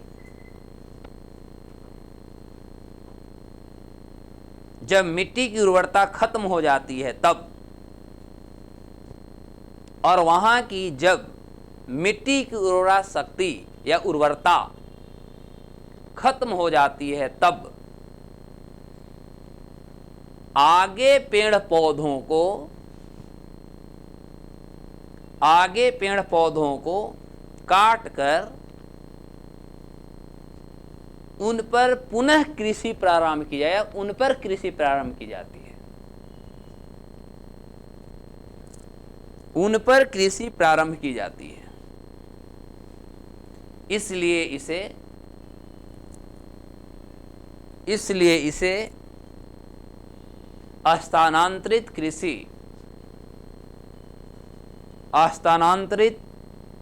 कृषि या स्थानांतरित हो गया कृषि भी कहते हैं। लास्ट क्या बचा हुआ? सीढ़ी नुमा। तो डायरेक्ट एग्जाम में क्वेश्चन पूछेगा, झूम खेती से क्या समझते हैं? झूम खेती को किस नाम से जाना जाता है? ये भारत के किस क्षेत्रों में होते हैं? पूर्वोत्तर क्षेत्रों में। पक्का? अच्छी बात है, याद रहेगा ना कि उस सप्ताह में एक दिन हम मिलेंगे, फिर अगले सैटरडे को मिलेंगे इसी पल इसी चैनल पर जिसका नाम है अभियान IAS। ठीक है? हाँ, नहीं, अभियान IAS। हमारी 40 तो है कि हम 40+ को बनाते हैं। आगे लिखा जाए, सीढ़ी नुमा खेती, इसको इंग्लिश में टेरेस फार्मिंग बोलते हैं। टेरेस लिखेंगे इसमें, सीढ़ीदार खेत पर्वतीय या पहाड़ी प्रदेशों की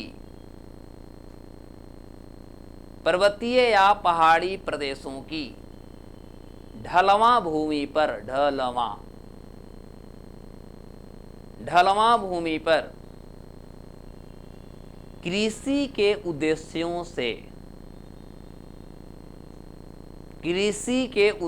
से विकसित क्षेत्रों को कहा जाता है। कृषि के उद्देश्यों से विकसित क्षेत्रों को कहा जाता है या कहते हैं। इन प्रदेशों में पहाड़ों की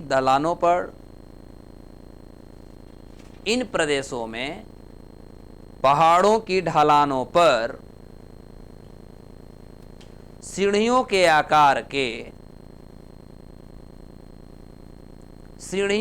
आकार के छोटे छोटे खेत विकसित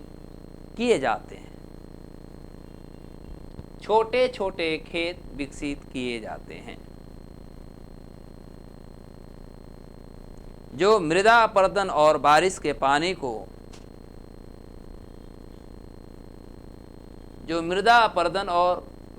पानी को बहाने से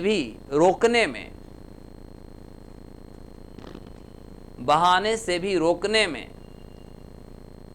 सहयोग प्रदान करता है या सहायता देता है। और आप उत्सव इस क्वेश्चन को हमें पूरा अच्छा से लेकर के आइएगा, हम समझा दूंगा। रोकता है या रोकने में सहायता करता है। अब हम लोग कुछ देखेंगे कि कृषि से रिलेटेड बहुत सारी क्रांतियां हैं। नाम तो सुना ही होगा, सुना है ना? तो कृषि से रिलेटेड आपसे क्रांतियां आती हैं। भारत में तो बहुत सारी क्रांतियां आई हैं। अभी कौन सी क्रांति चल रही है बाबू? यदि गलती से एग्जाम में पूछते हैं, इंद्रधनुषी क्रांति। ये इंद्रधनुषी क्रांति है क्या? हाँ, याद कर सकते हैं ऐसे भी, कैसे हरित क्रांति हुई, नीली क्रांति हुई, भूरी क्रांति हुई, है ना, येलो पीली क्रांति हुई, नीली, ये सब जितने क्रांतियां हैं, ये सारे अभी तक जो क्रांतियां आए, एक कहीं न कहीं एक व्यक्तिगत या एक ऐसे विशेष क्षेत्र के लिए आए। लेकिन आज भारत को एक विशेष क्षेत्र नहीं, पूरे भारत को क्षेत्रों का विकास की बात हो रही है, केवल एक क्षेत्र की बात है। जैसे हरित क्रांति में हमने देखा कि पंजाब, हरियाणा, पश्चिमी उत्तर प्रदेश, भारत के सारे राज्य जिसे वंचित रह गए ना। तो अब होता है कि नहीं, अब हम यदि किसी भी प्रकार के यदि हम ऑपरेशन लाते हैं, क्रांति लाते हैं, तो यह क्रांति केवल एक राज्य के लिए नहीं हो या एक सीमित क्षेत्र के लिए नहीं होगा, बल्कि कंप्लीट पूरे जो हमारा जियोग्राफिकल बाउंड्री है, भारत का जियोग्राफिकल क्षेत्र है, वो सभी में इसको इम्प्लीमेंट करेंगे। ठीक है, तो इसको लेकर के हमने अभी इंद्रधनुषी क्रांति ला रहे हैं। ओके, तो आगे हम लोग पढ़ेंगे विभिन्न, हेडिंग में डाल दीजिएगा, विभिन्न फसल क्रांतियां। विभिन्न फसल क्रांतियां याद करना पड़ेगा आपको, हंस के याद करेंगे, रो के मुझे नहीं पता, बट करना तो पड़ेगा। तो ये फसल क्रांति में एक क्रांति सबसे पहला हम पढ़ेंगे हरित क्रांति, ग्रीन रेवोल्यूशन, है ना, हरित क्रांति। और हरित क्रांति को पहले हम लोग दो भागों में इसको बांट के देख लें। एक तो हम लोग विदेश की बात करेंगे, विश्व की बात करेंगे, जो विश्व के जनक जोन रहे उनके बारे में हम लोग बात कर लेंगे। उसके बाद इंडिया की बात करेंगे। तो विश्व में जो एक क्रांति जो सबसे पहला शुरू होता है, यह 1965 में अमेरिका प्लस मैक्सिको, यहाँ से इसकी शुरुआत मानी जाती है। चीज़ों को ध्यान दीजिएगा, यदि गलती से एग्जाम में पूछ दे कि ग्रीन रेवोल्यूशन या हरित क्रांति की उत्पत्ति कहाँ से होता है या एक कौन सा दौर था, तो जवाब देना है कि 1965 का दौर रहा है और यह अमेरिका मैक्सिको के क्षेत्रों से इसकी उत्पत्ति हुई, और जिसके जनक के नाम जो होगा और नॉर्मन बोरलॉग आएंगे। जनक क्या होंगे? Norman Borlaug, Norman Borlaug. अब आपको पता होगा कि विश्व के सामने जो खाद्य आपूर्ति के लेकर के जो चुनौतियां बना था, और इन्होंने जिस तरह से हरित क्रांति जैसे एक सुदृढ़ कर सकते हैं विश्व के सामने, इन्होंने एक नियम लाया, एक तरीका लाया, जिससे कि जो हमारी नीड थी खाद्य आपूर्ति का, जो हमारे कहीं ना कहीं चुनौतियां बना हुआ था, इसको इन्होंने जिस तरह से आगे बढ़ाया और उस देशों में सबसे पहले खाद्य आपूर्ति को इन्होंने पूर्ण करने में सफलता दी, तो कहीं ना कहीं विश्व वहाँ के जो जनसंख्या थे, जनसंख्या में शांति महसूस किया गया ना। इसीलिए इनको एक नोबेल प्राइज भी पहला इस क्षेत्र में दिया गया, जिसे कहा गया शांति के क्षेत्र में नोबेल प्राइज। क्या दिया गया? नॉर्मन बोरलॉग को इस काम के लिए शांति के क्षेत्र में नोबेल प्राइज दिया गया, नोबेल प्राइज दिया गया। उत्सव बताइएगा, नोबेल प्राइज की स्थापना कब हुई थी? ये सब पढ़ाए होंगे इकोनॉमिक्स में, स्टार्टिंग में बताया था। थोड़ा पढ़ाई के साथ पूछताछ भी होना बहुत जरूरी है, जहां तक मुझे लगता है, क्योंकि आप लोग पूछते हैं तो हम कहते हैं ये को पूछिएगा, दो चार पूछिए, तो हम भी ये को कभी कभी पूछ लेने का अधिकार तो है ही। ये नोबेल प्राइज आप सुनते हैं, ये नोबेल प्राइज शुरू कब से हुआ? क्या था ये नोबेल प्राइज की इतिहास? कुछ नए नए भी फेस दिख रहे हैं, थोड़ा इन लोग से भी आज इसी तरह वार्तालाप हो जाए, पूछा जाए। आप ही बता दो। 1961 में, 1961 में नोबेल प्राइज की स्थापना हुआ। तो आप ही बोल रहे हो क्या? नहीं, बोल के भी बोल रहे हो कि नहीं, थोड़ा असंभव। आप बताएंगे इधर से? अभी नहीं, पीछे एक वो नहीं आया, क्या नाम है वो लड़का का? सौरभ, वो कहाँ गया? कॉलेज, अभी कौन कॉलेज है? Yes mister 1901। गजब, लेकिन आप लोग हैं साहब, पढ़ाया हुआ चीज नहीं याद होता है, एग्जाम में क्वेश्चन नहीं बनेगा पढ़ा हुआ चीज, और बाद में कहोगे कि रिजल्ट नहीं हो रहा है, भाग नहीं साथ दे रहा है। भाग वो कुछ नहीं होता है, भाग को बनाना और भाग को बर्बाद करना ये हमारे हाथ में होता है। भाग पे आप लोग छोड़ देते होंगे पक्का। मैंने जब इकोनॉमिक्स का शुरुआत किया था, उस समय जब माइक्रो मैक्रो का जब हम टर्म पढ़ा रहे थे, वहाँ पर भी हमने इसके बारे में डिस्क्राइब किया था। जहाँ आप देखिए, खोल के देख रही है, वहाँ पर भी मैंने डिस्कस किया था कि माइक्रो मैक्रो जो इकोनॉमिक्स थी, ये दोनों में एक बंदा ने तुलना किया था जिसको इकोमेट्रिक्स कहा गया था, जो मैथमेटिकल फॉर्म में उन्होंने तुलना किया था, जिनका नाम था रैगनर फ्रिच। और उनको सबसे पहला इकोनॉमी का प्राइज दिया, जो 1933 में उन्होंने तुलना किया था, और 1969 में इकोनॉमिक्स का पहला प्राइज मिला। और फिर हमने बताया था कि नोबेल प्राइज का उत्पत्ति कैसे हुई थी। 1895 में अल्फ्रेड नोबेल, डायनामाइट का नाम सुना था ना? तो जब वो डायनामाइट की स्थापना किए थे तो डायनामाइट की स्थापना करने के पीछे उनका जो उद्देश्य था, यह उद्देश्य था कि हम आर्थिक गतिविधि को कैसे आगे बढ़ाएं। तो उन्होंने इंफ्रास्ट्रक्चर डेवलपमेंट हेतु एक ऐसे टेक्नोलॉजी कह सकते हैं जिसका इन्वेंशन किया जो डायनामाइट रहा, जिससे कि बड़े बड़े जो हमारे पास पहाड़ थे, जो संकीर्ण इलाके थे, उसका उपयोग करना, आगे बढ़ाना। लेकिन आगे चलकर उस डायनामाइट का इस्तेमाल विश्व के माओवादी जो हुए, आतंकवादी जो एक कहीं न कहीं मानव हत्या में करने लगे। सेना जा रहे थे, सेना के पुल उड़ा देना, गाड़ी उड़ा देना, तो कहीं न कहीं इससे मानव हत्या होना शुरू हो गया। और इसको लेकर के 1895 की बात था कि अल्फ्रेड नोबेल साहब अपने दोस्तों से बात कर रहे थे, यार हमने तो जो चीज़ों को सोच करके हमने डायनामाइट का इन्वेंशन किया था, ये तो उससे भी मतलब एक खतरनाक इसका परिणाम आ रहे हैं। बहुत विचलित हो गए थे। लेकिन उनकी जो डायनामाइट का जो डॉक्यूमेंट्स होते हैं ना, जो पेपर, उनका जो इंटरनेशनल लेवल पर अच्छा खासा दाम में बिका, मुंह मांगा पैसा मिल रहा था, डॉलर एंड पाउंड मिल रहा था। उन्होंने कहा कि हम समाज के लिए विश्व में वैसे लोग जो साइंस के क्षेत्र में बहुत अच्छे करेंगे, इससे जो हमारी सालाना जो आय होगा, इस पैसा से हम विज्ञान के क्षेत्र में जो अच्छे लोग करेंगे उनको साल में एक बार हम प्रोत्साहन देंगे, यानी एक अवार्ड देंगे। 1895 में वो अपने दोस्तों से बात कर, जैसे मैं आप लोगों के बीच में बात कर रहा हूँ, ठीक है। लेकिन 1896 में अल्फ्रेड नोबेल साहब का मृत्यु हो जाता है। मृत्यु होने के बाद उनके दोस्त जो बचे, उन्होंने बातों को आपस में साझा किया कि यार अल्फ्रेड साहब का विचार क्या था, सपना क्या था। तो सपना था कि हम ऐसे ऐसे काम करें जो इससे आय होगा। और उसके बाद 1900 ईस्वी में 1901 में 1900 में 1900 में सबसे पहले उनके दोस्तों ने नोबेल प्राइज का गठन किया। और पहली बार 1901 में 5 विषयों में 5 क्षेत्रों में नोबेल प्राइज दिया गया। 1901 में पहली बार दिया गया 5 क्षेत्रों में। और अर्थशास्त्र का पहला जो नोबेल प्राइज मिला वह 1969 में मिला। जो रैगनर फ्रिच थे वो भी एक नॉर्वे के ही थे, जिन्होंने माइक्रो मैक्रो के बीच में स्टैटिकल मोड या कह सकते हैं मैथमेटिकल मोड में उन्होंने तुलना किया, जिसे नई स्टडी का नाम दिया गया इकोमेट्रिक्स, पढ़ाया हुआ होगा। तो 1933 में उन्होंने काम किया और 1969 में उनको नोबेल प्राइज मिला। अमर्त्य सेन साहब को कब मिला था नोबेल प्राइज? अमर्त्य सेन साहब भारतीय हैं, उनको अर्थशास्त्र का पहला नोबेल प्राइज कब मिला? 1907 में, 98 में और 99 में उनको मिला भारत रत्न।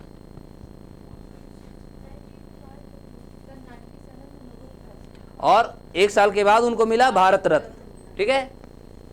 तो भारत के पहले ऐसे व्यक्ति हुए जिन्हें अर्थशास्त्र का भी नोबेल प्राइज मिला। और इन्होंने समाज के लिए वेलफेयर इकोनॉमी का विचार रखा था। गरीबी कैसे खत्म होगी, समाज में जो हमारा अनइक्विलिब्रियम बने हुए हैं, असंतुलन, ये कैसे होंगे खत्म, ये सभी चीज़ों पर इन्होंने काम किया। सब याद करने की चीज़ है। आगे बढ़िए। 1900 में 1901 में आगे बढ़े तो विश्व में इन्होंने जो शांति का एक स्वरूप इन्होंने दिया, और इस स्वरूप के कारण नॉर्मन बोरलॉग साहब को क्या मिला? नोबेल प्राइज मिला। क्लियर हो गया? और वह शांति के क्षेत्र में मिला, पीस के एरिया में मिला। अब हम इंडिया में आते हैं तो भारतीय हरित क्रांति की जैसे बात करते हैं तो भारतीय हरित क्रांति के जनक सबसे पहला हम लोग को देखेंगे, कौन थे? एम.एस. स्वामीनाथन। एम.एस. स्वामीनाथन, ये हमारे भारत के ग्रीन रेवोल्यूशंस के यह जो हुए एक प्रणेता कह सकते हैं या जनक कह सकते हैं, ठीक है। और इन्हीं के दौर में आप देख सकते हैं जो दौर हमारा 1965-66 का था, क्योंकि हम लोग अक्सर सुनते हैं अपने दादाजी से, पिताजी से, 1965 में अकाल पड़ा था, सुने थे ना, अक्सर सुनते हैं। तो उस दौर में हमारे भारत के जो प्रधानमंत्री थे कौन थे? लाल बहादुर शास्त्री जी थे। और हमारे सामने बहुत बड़ी चुनौती थी, उसमें हमारे पास गेहूं आटा का बहुत बड़ा संकट आ गया था, जो हम कहानी उस समय भी कभी बताए होंगे। जो कहानी हम बार बार अब नहीं बताएंगे, वो कहानी बताने में समय लगती है और आप लोगों को भुलाने में भी थोड़ा भी समय नहीं लगता है, ठीक है, इसलिए बार बार वो कहानी को नहीं बताएंगे। तो वो दौर थी, वो हमारे पास एक चुनौती थी, और इसी समय भारत में यह दौर जो था वह 1966-1967 का यह दौर था, जब भारत में सबसे पहली बार हरित क्रांति को आगे बढ़ाया गया। और यही हरित क्रांति में हमने जो बीज को लाया था, यह बीज हम मैक्सिको से लाया था, गेहूं का बीज। और इसी में हमने देखा था कि गेहूं का जो पैदावार था यह हमारा 5 गुना बढ़ा था। गुड, अभी जस्ट तो पढ़बो किए थे, 5 गुना बढ़ा था। और धान जो थी हमारा 3 गुना इसकी उत्पादन क्षमता बढ़ गई थी। जल्दी से लिखेंगे फिर हम आगे बढ़ जाएंगे। इसी तरह पढ़िए, रोज भुलाइए। और मैं क्या कर सकता हूँ? हाँ सर बोलिए ना। हाँ, अभी तो हमको भी नहीं पता है, एग्जामों में नहीं पूछेगा, जो पूछता है वो तो याद रहता नहीं है। बोल तो रहे हैं आप, हम पूछे थे हम जवाब दीजिएगा इमले, हमने पूछा स्थापना कब हुआ था, तो आपने 1901 बोला। अब फिर बोलते कि हम बताए तो थे सर, लेकिन किंतु परंतु आई डोंट लाइक। हाँ, खास तौर पर पॉलिटी पढ़ाएंगे तो लेकिन किंतु परंतु जितना कर सकते हैं, क्योंकि पॉलिटी में भरा हुआ है, इकोनॉमिक्स डेटा के आधार पर बात होती है। अब हम लोग डायरेक्ट कुछ क्रांतियां को याद कर लेंगे। आप ऐसे लिखिएगा, किनका अभी जस्ट तो बताया कि इस दौर में हमारे पास गेहूं नहीं थी। कहाँ सुन, क्या क्षेत्र विशेष? तो भारत में आपको पता है ना कि हरित क्रांति के अभी तो 5-6 बार बोल दिए होंगे कि हरियाणा रहा, पंजाब रहा, पश्चिमी उत्तर प्रदेश।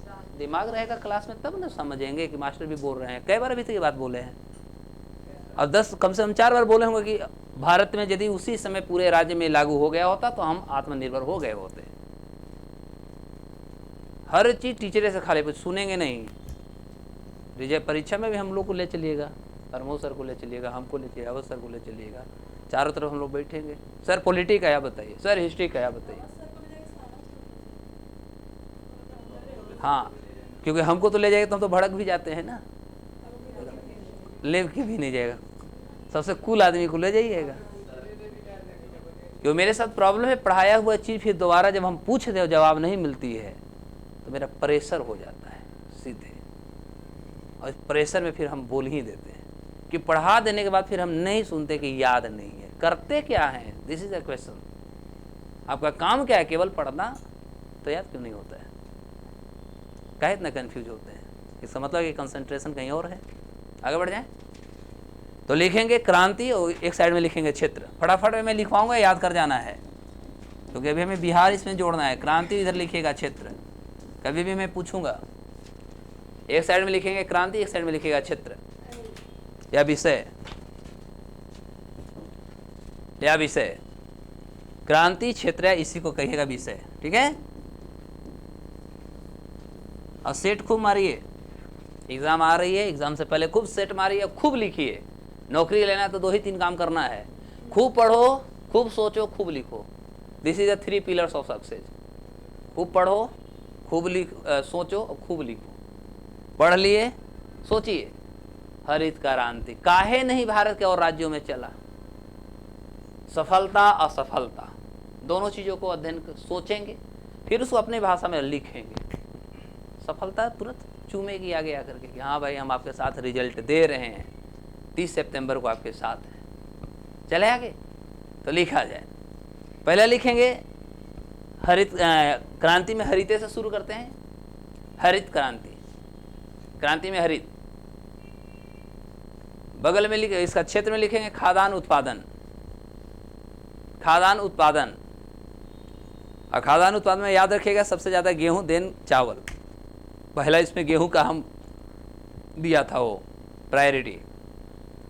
आगे लिखेंगे श्वेत, बस। दूसरा लिखेंगे श्वेत, श्वेत मतलब व्हाइट। ये दूध के क्षेत्र में था, और ये देने वाले कौन थे प्रणेता विश्व में? डॉक्टर वर्गीज कुरियन। ये भी एग्जाम में आता है, तो बगल में श्वेत के नीचे ब्रैकेट में लिख लीजिएगा डॉक्टर वर्गीज कुरियन। डॉक्टर वर्गीज कुरियन। तीसरा लिखेंगे पीली, क्रांति। ये है तिलहन से, सरसों समझते हैं ना। अच्छा, भारत में सरसों सबसे ज्यादा कन्ने होता है जी। आप लोग सरसों का तेल तो खरीदते होंगे पाउच वाला, कभी उस पर पढ़े हैं कि कहां से आया है बन के? ना सर। माने टेक्नोलॉजी में भी वही रहेगा और सरसों की भी पेराई वही करेगा। राजस्थान। आज आप लोग का सारा होमवर्क इतने दे देते हैं कि अगले सैटरडे को पढ़ाएंगे नहीं, खाली पूछेंगे सारे क्रांति में कौन सा क्षेत्र प्रधान भारत में है, कहां पर सबसे ज्यादा किसकी फैल। जैसे भी हमने सरसों की बात किया, हम लोग सभी सरसों तेल खाते हैं, लेकिन कभी भी पढ़े नहीं कि आखिर आता कहां से है। ये तो गलत बात है ना। हम कह रहे हैं तो पढ़ेंगे। आगे बढ़िए। पीली क्रांति हो गया, आगे लिखेंगे भूरी क्रांति। भूरी, ब्राउन, अंग्रेजी में समझिए। ये होगा उर्वरक से। उर्वरक मतलब फर्टिलाइजर, मतलब खाद। खाद, खाद तो खाना हो जाता है जी, खाद। आगे लिखेंगे नीली क्रांति। नीली क्रांति से देखो, झींगा मछली होता है, ना बुझाए तो मछली लिख ले, उसको बॉडी में खाली पानी होता है। झींगा मछली या मछली लिख लीजिएगा, ठीक है। अब ये हम नहीं कर सकते हैं, इतना जो हम जानते हैं, हमने देखा नहीं, वो वाइट टाइप का होता है, उसको बॉडी में खाली जल ही जल होते हैं, तो मुझे लगता है कि लू से बचाने में बहुत काम करेगा। अब क्या है मुझे नहीं पता। आगे लिखेंगे, आगे नहीं वो कलर। ऐसे भी जिस इलाका से आते हैं, मधुबनी और दरभंगा, एक भारत का और बिहार का, एक मिथिलांचल, एक ऐसा इलाका है जहां हर लोग अपने घर या थोड़ा सा भी यदि जमीन है तो अपने जमीन में छोटा सा को तालाब जरूर बनाए हैं मछली पालन करने के लिए। हर लोग के छोटा सा को तालाब मिलेगा। जितने मान ले 1 बीघा जमीन है ना, तो एक कोना में तालाब जरूर होगा मछली पालन करने के लिए। क्या साहब गलत बोल रहे हैं? खाते हैं, फायदा क्या है, आत्मनिर्भर हैं। अरे भैया, बाजार से नहीं खरीदना पड़ता है, जब मन हुआ तब गए, जाल डाले, 5 को निकाल लिए। सिंपल सी बात है। जिसको फ्रेश कहते हैं, ताजा कहते हैं, हम नेचुरल लेके आते हैं। आगे बढ़ जाएं। हम गए नहीं हैं, बस मैं पढ़ के इतना सारा नॉलेज रखता हूं कि कहाँ क्या होता है। अब आप लोग को उधर घर भी होगा तो बहुत लोग को पता नहीं होगा। कौन कौन इसे मिथिलांचल से हाथ उठाइए। एक ही को हैं, चलिए आप सब पे भारी है। नेक्स्ट लिखेंगे, आगे लिखिएगा लाल। नीला हो गया, लाल लिखिएगा। लाल में लिखिएगा मांस तथा टमाटर। मांस और टमाटर।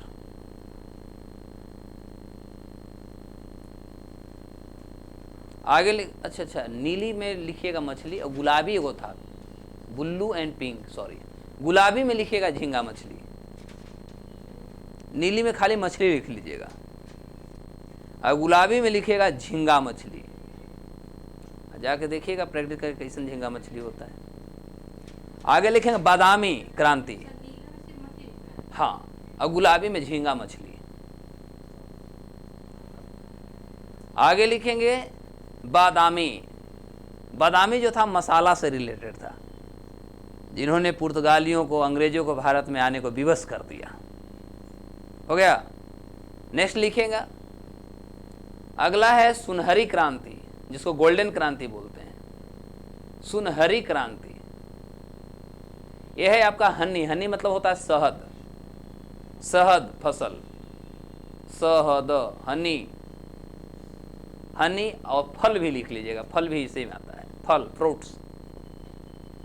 आगे लिखेंगे सिल्वर यानी रजत क्रांति। रजत क्रांति यानी सिल्वर, यह है अंडा या पोल्ट्री, माने मुर्गा फार्म ना, अंडा, पोल्ट्री। आगे लिखेंगे काली, ब्लैक क्रांति, ब्लैक रेवोल्यूशन। यह है हमारा पेट्रोलियम से, पेट्रोलियम से। खाली हो गया। पेट्रोलियम लिख लिया आपने, आगे लिखेंगे।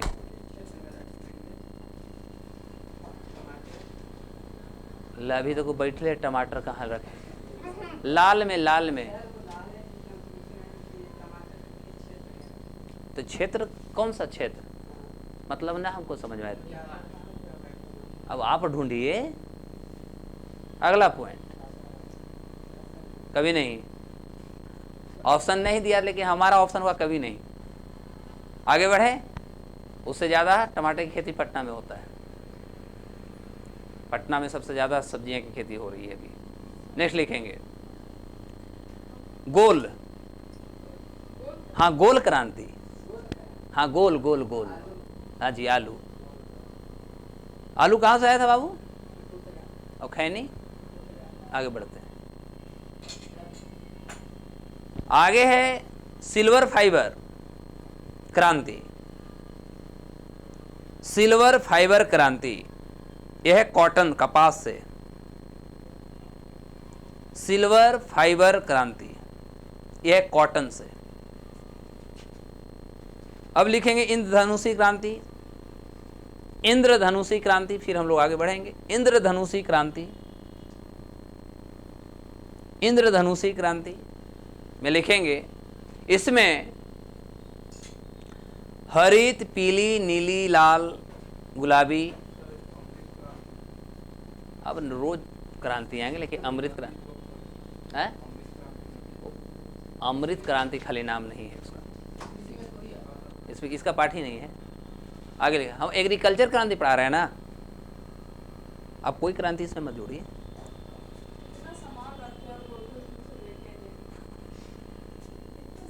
हाँ, ये तरह की पेन ड्राइव थोड़े है।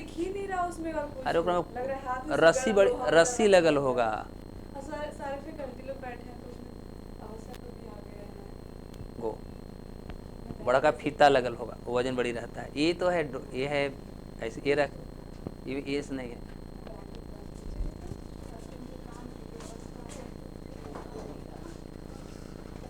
भैया एग्रीकल्चर होगा, इंडस्ट्री होगा, इंफ्रास्ट्रक्चर, सारा चीज हो जाएगा समावेशी का। तो कृषि के समावेशी क्षेत्र में भी फिर हो जाएगा कृषिगत उद्योग। वर्ड के पीछे मत भागिए, वर्ड अपने आप में बहुत कुछ कहता है। तो लिखेंगे इसमें हरित, पीली, नीली, लाल, गुलाबी, भूरी,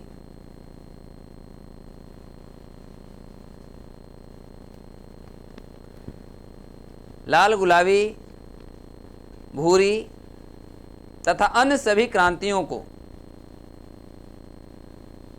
साथ लेकर चलने का लक्ष्य रखा गया है।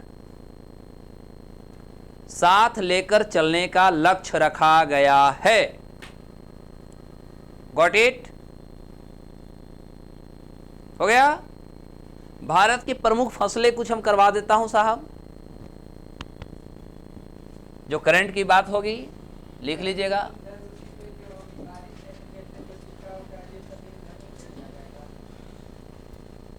कृषि क्रांति पढ़ रहे हैं साहब, थोड़ा दिमाग को कांस्टेंट कीजिए।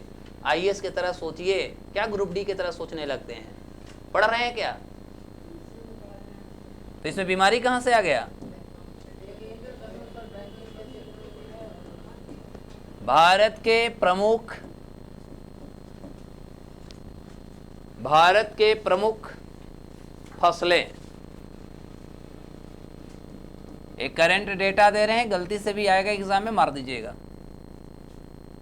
पहला हम चावल लेते हैं।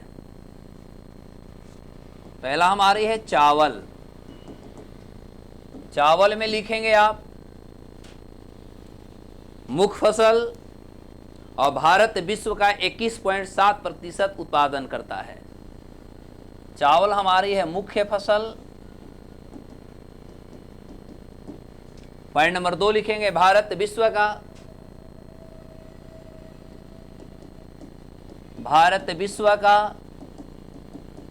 21.7% उत्पादन करता है। ये डेटा फ्लैक्चुएट हो सकते हैं, ध्यान दीजिएगा। और भारत में चावल सबसे ज्यादा वेस्ट बंगाल, भारत में पश्चिम बंगाल उत्पादन करता है। और विश्व में सबसे ज़्यादा चीन, विश्व में चीन, विश्व में चीन। एक लिख लीजिएगा, केंद्रीय चावल अनुसंधान केंद्र। बार बार एग्जाम में पूछेगा यह है कहाँ। केंद्रीय चावल अनुसंधान केंद्र, यह है कटक उड़ीसा। और पहले आपको पता होगा कि उड़ीसा जब बिहार से अलग हुआ था, इसकी राजधानी पहले कटक ही थी, बाद में बना है, पुरानी राजधानी हो गई। अब गेहूं के क्षेत्र में आइए। इसी प्रकार गेहूं, गेहूं, गेहूं में लिखेंगे, डायरेक्ट डेटा पे आइए। गेहूं में लिखेंगे चीन के बाद दूसरा स्थान, चीन के बाद दूसरा स्थान किसका? भारत का। आगे लिखेंगे भारत विश्व के लगभग, भारत विश्व के लगभग 12% गेहूं उत्पादन करता है, गेहूं उत्पादन करता है। अगले लाइन, भारत में स्थान पहला रखेगा उत्तर प्रदेश को, और दूसरा विश्व की बात करेंगे तो विश्व में पहला स्थान तो चीन है ही। तो एक तरफ हुआ चावल, एक तरफ हो गया गेहूं। लेकिन इसमें एक नोट करके लिख लीजिएगा, प्रति हेक्टेयर,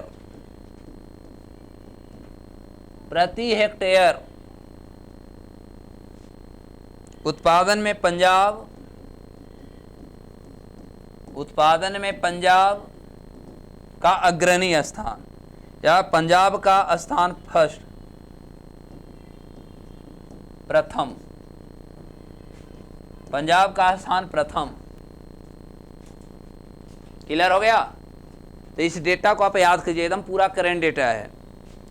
अब हम लोग लिखते हैं यूपी का स्थान कौन कौन चीज में पहला है। तो एक और भी लिख लीजिएगा, यूपी का स्थान प्रथम, यानी यूपी फर्स्ट स्थान कौन कौन चीज में है भैया?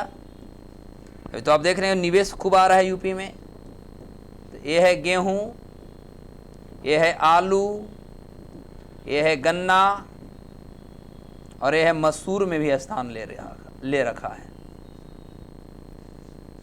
इतने में प्रथम स्थान लेकर के आ गया। राजस्थान पहला स्थान कौन कौन में रखा है लिख लीजिएगा। राजस्थान में बाजरा और सरसों, राजस्थान प्रथम स्थान पे है। क्या क्या बोले? बाजरा, मोटा अनाज कह सकते हैं, और क्या वो बताए? सरसों। अब तो क्लियर हो गया होगा कि सरसों का तेल हम सबसे ज़्यादा यहीं से खाते हैं। इसलिए किसी भी चीज़ों का यूटिलाइज जब कंजप्शन करें तो जरूर उसके बारे में सोचिए कि आखिर आ कहाँ से रहा है। आगे बढ़ जाएं। इतने डेटा याद हो गई। अब कुछ और क्वेश्चंस पूछा जाए, जैसे सोयाबीन विश्व में सबसे ज़्यादा कहाँ? सोयाबीन में सबसे ज़्यादा क्या पाई जाती है जी? कार्बोहाइड्रेट के बोला, प्रोटीन ना, काहे भाई, गड़बड़ बात है।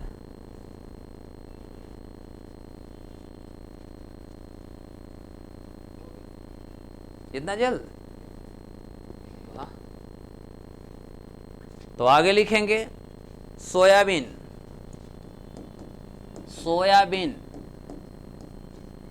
इधर होगा यूएसए, यानी दुनिया में अमेरिका पहला, भारत में मध्य प्रदेश। बस शॉर्ट में कर रहा हूं, समझ में आ गया होगा। हो गया ना? उसके बाद हम रबर की बात करेंगे। रबर, इसी तरह से थाईलैंड, भारत में केरल। फिर हम कॉफ़ी की बात करेंगे। देखिए आपको इसका प्रोडक्शन पढ़ना होगा। तो दुनिया में कॉफ़ी ब्राज़ील, भारत में कर्नाटक, भारत में कर्नाटक। गन्ना, गन्ना विश्व में ब्राजील, भारत में उत्तर प्रदेश, भारत में उत्तर प्रदेश। दाल, दाल क्षेत्रफल और अभी देखा जाए तो दाल में भारत ही पहले स्थान पर रहेगा, और मध्य प्रदेश का तो खैर हर क्षेत्र में है। चाय, चाय चीन, असम, चाय चीन, Assam. Clear? Is it finished और नॉट? एक बार मैं देखता हूं कि मेरे पास स्लाइड में होगा। भारत है, भारत का मध्य प्रदेश, भारत का है लेकिन भारत का Madhya Pradesh. Is it okay? Coffee में बाबू है ब्राजील, सांपों वाला देश। और इधर देखा जाए तो हमारा भारत का है कर्नाटक, सांपों का देश कहा जाता है ना। अच्छा, भारत में सबसे जहरीला सांप कौन सा है? किंग कोबरा है कि करैंत है? जवाब सही मिलता ही नहीं। आह राम, छोटा रहता है। कम से कम आप लोग गूगल पढ़ते, गूगलो देख लीजिएगा तो जवाब मिल जाएगा। करैंत सबसे डेंजरस है। ये बात है, हम क्वेश्चन पूछते हैं तो आप लोग एकदम सही से दूर हो जाते हैं। आगे बढ़े। आज आके भी पढ़ना है कि ब्राजील में, ब्राजील के सांप भारतीय सांप से विषैले होते हैं कि नहीं। अब भारत में सबसे विषैले सांप कौन होते हैं पढ़ लेंगे आप लोग? अरे बोलिए सब लोग। हाँ, एक युवा शक्ति की तरह बोलिए कि जी सर पढ़ूंगा। ठीक है।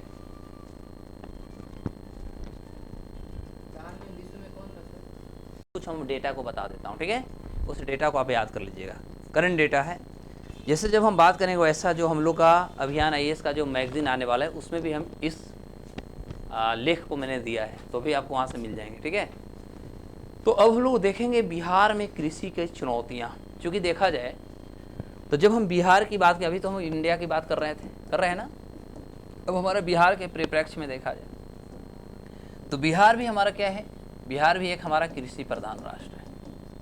बिहार भी क्या है, कृषि प्रधान राष्ट्र है, राज्य है, सॉरी।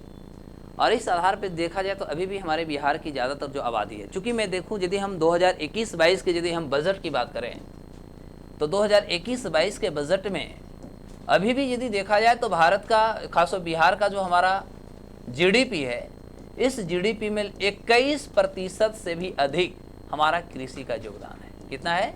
21% से अधिक हमारा बिहार का जो जीडीपी है इसमें इसकी अभी भी इतनी योगदान है। चूँकि देखा जाए तो 21.1% अभी भी बिहार के एग्रीकल्चर में इसकी, या बिहार के जीडीपी में इसके सबसे बड़ा योगदान, जहाँ पर 2016-17 से 2020-21 के दौरान यदि देखा जाए तो बिहार में मात्र इसका 2.3% प्रथम द्वितीय क्षेत्र और 4.8% द्वितीय क्षेत्र का था, तृतीय क्षेत्र 8.5%।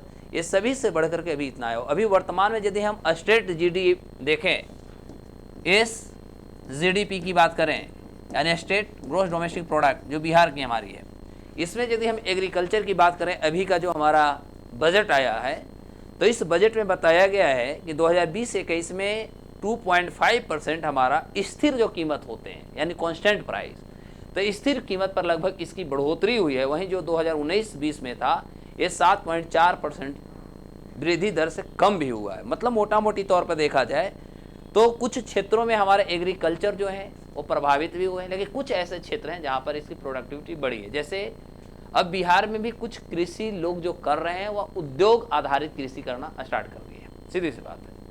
अब जैसे मान लिया जाए कि पहले जो धान गेहूं की खेती कर रहे थे, अब उससे अलग हो करके जो हमारा कॉमर्शियल खेती हो रहा है वो कर रहे हैं। जैसे कोविड-19 के दौर में आपने देखा होगा कि बिहार के 2 इंजीनियर भाई जो दोनों पहले विदेश में काम करते थे, लेकिन जब कोविड-19 आया तो उस दौर में उन्होंने जॉब छोड़ करके अपने जहानाबाद आ गए और जहानाबाद में उन्होंने लाल चावल और काला गेहूं की उन्होंने खेती किया था, सुना होगा। जो कि बिहार से आकर के कनाडा था, अमेरिका, फ्रांस, ये सब विश्व के बहुत सारे ऐसे राष्ट्र आए और राष्ट्र आ करके उस समय आई थिंक 700-800 रुपये केजी उन्होंने गेहूं और धान लेकर के चले गए। लेकिन न तो हमारी बिहार सरकार को इस पर थोड़ा भी ध्यान पड़ गई और नहीं केंद्र सरकार को पड़ा, और बिहार से वो सामान चले गए। चूँकि देखा जाए तो जो काला गेहूं होता है इसको कहा जाता है, और लाल जो चावल है, ठीक है, लाल चावल है या लाल गेहूं है, हाँ काला चावल है, लाल गेहूं सॉरी। तो ये जो है लाल गेहूं और काला जो चावल है, ये खास तौर पे कैंसर ऐसे जो बीमारी हैं इसमें एक अवरोधक के रूप में काम कर रहा है। अवरोधक समझते हैं ना, मतलब उससे बचाने में इसका एक बहुत बड़ा योगदान है। तो इस तरह के हम कृषि को रहा अभी। अब आरा के साइड में आप देखिएगा, आरा बक्सर के साइड में भिन्न भिन्न प्रकार के एग्रीकल्चर, हॉर्टिकल्चर के तहत हम भिन्न भिन्न कार्य कर रहे हैं। जैसा कि अभी तक हम लोगों को देखा होगा कि बैगन जो होता है, बैगन लटक के फरता है, अभी वहाँ पर आलू ऐसा फर रहा है, आपने न्यूज़ में भी सुना होगा, न्यूज़पेपर में भी मैटर आई थी।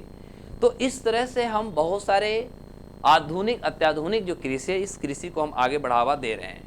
और बिहार में यदि हम अभी वर्तमान की ये जो हम बजट की केवल हम बात करें, तो इस बजट के आधार पर हम कह सकते हैं कि लगभग 2020 से 21 में जो डेटा आती है, कृषि, मैन्युफैक्चरिंग और सेवा क्षेत्र में हमारी अर्थव्यवस्था में 24%, 15% और 61% का योगदान अभी भी 2020 से 21 में है।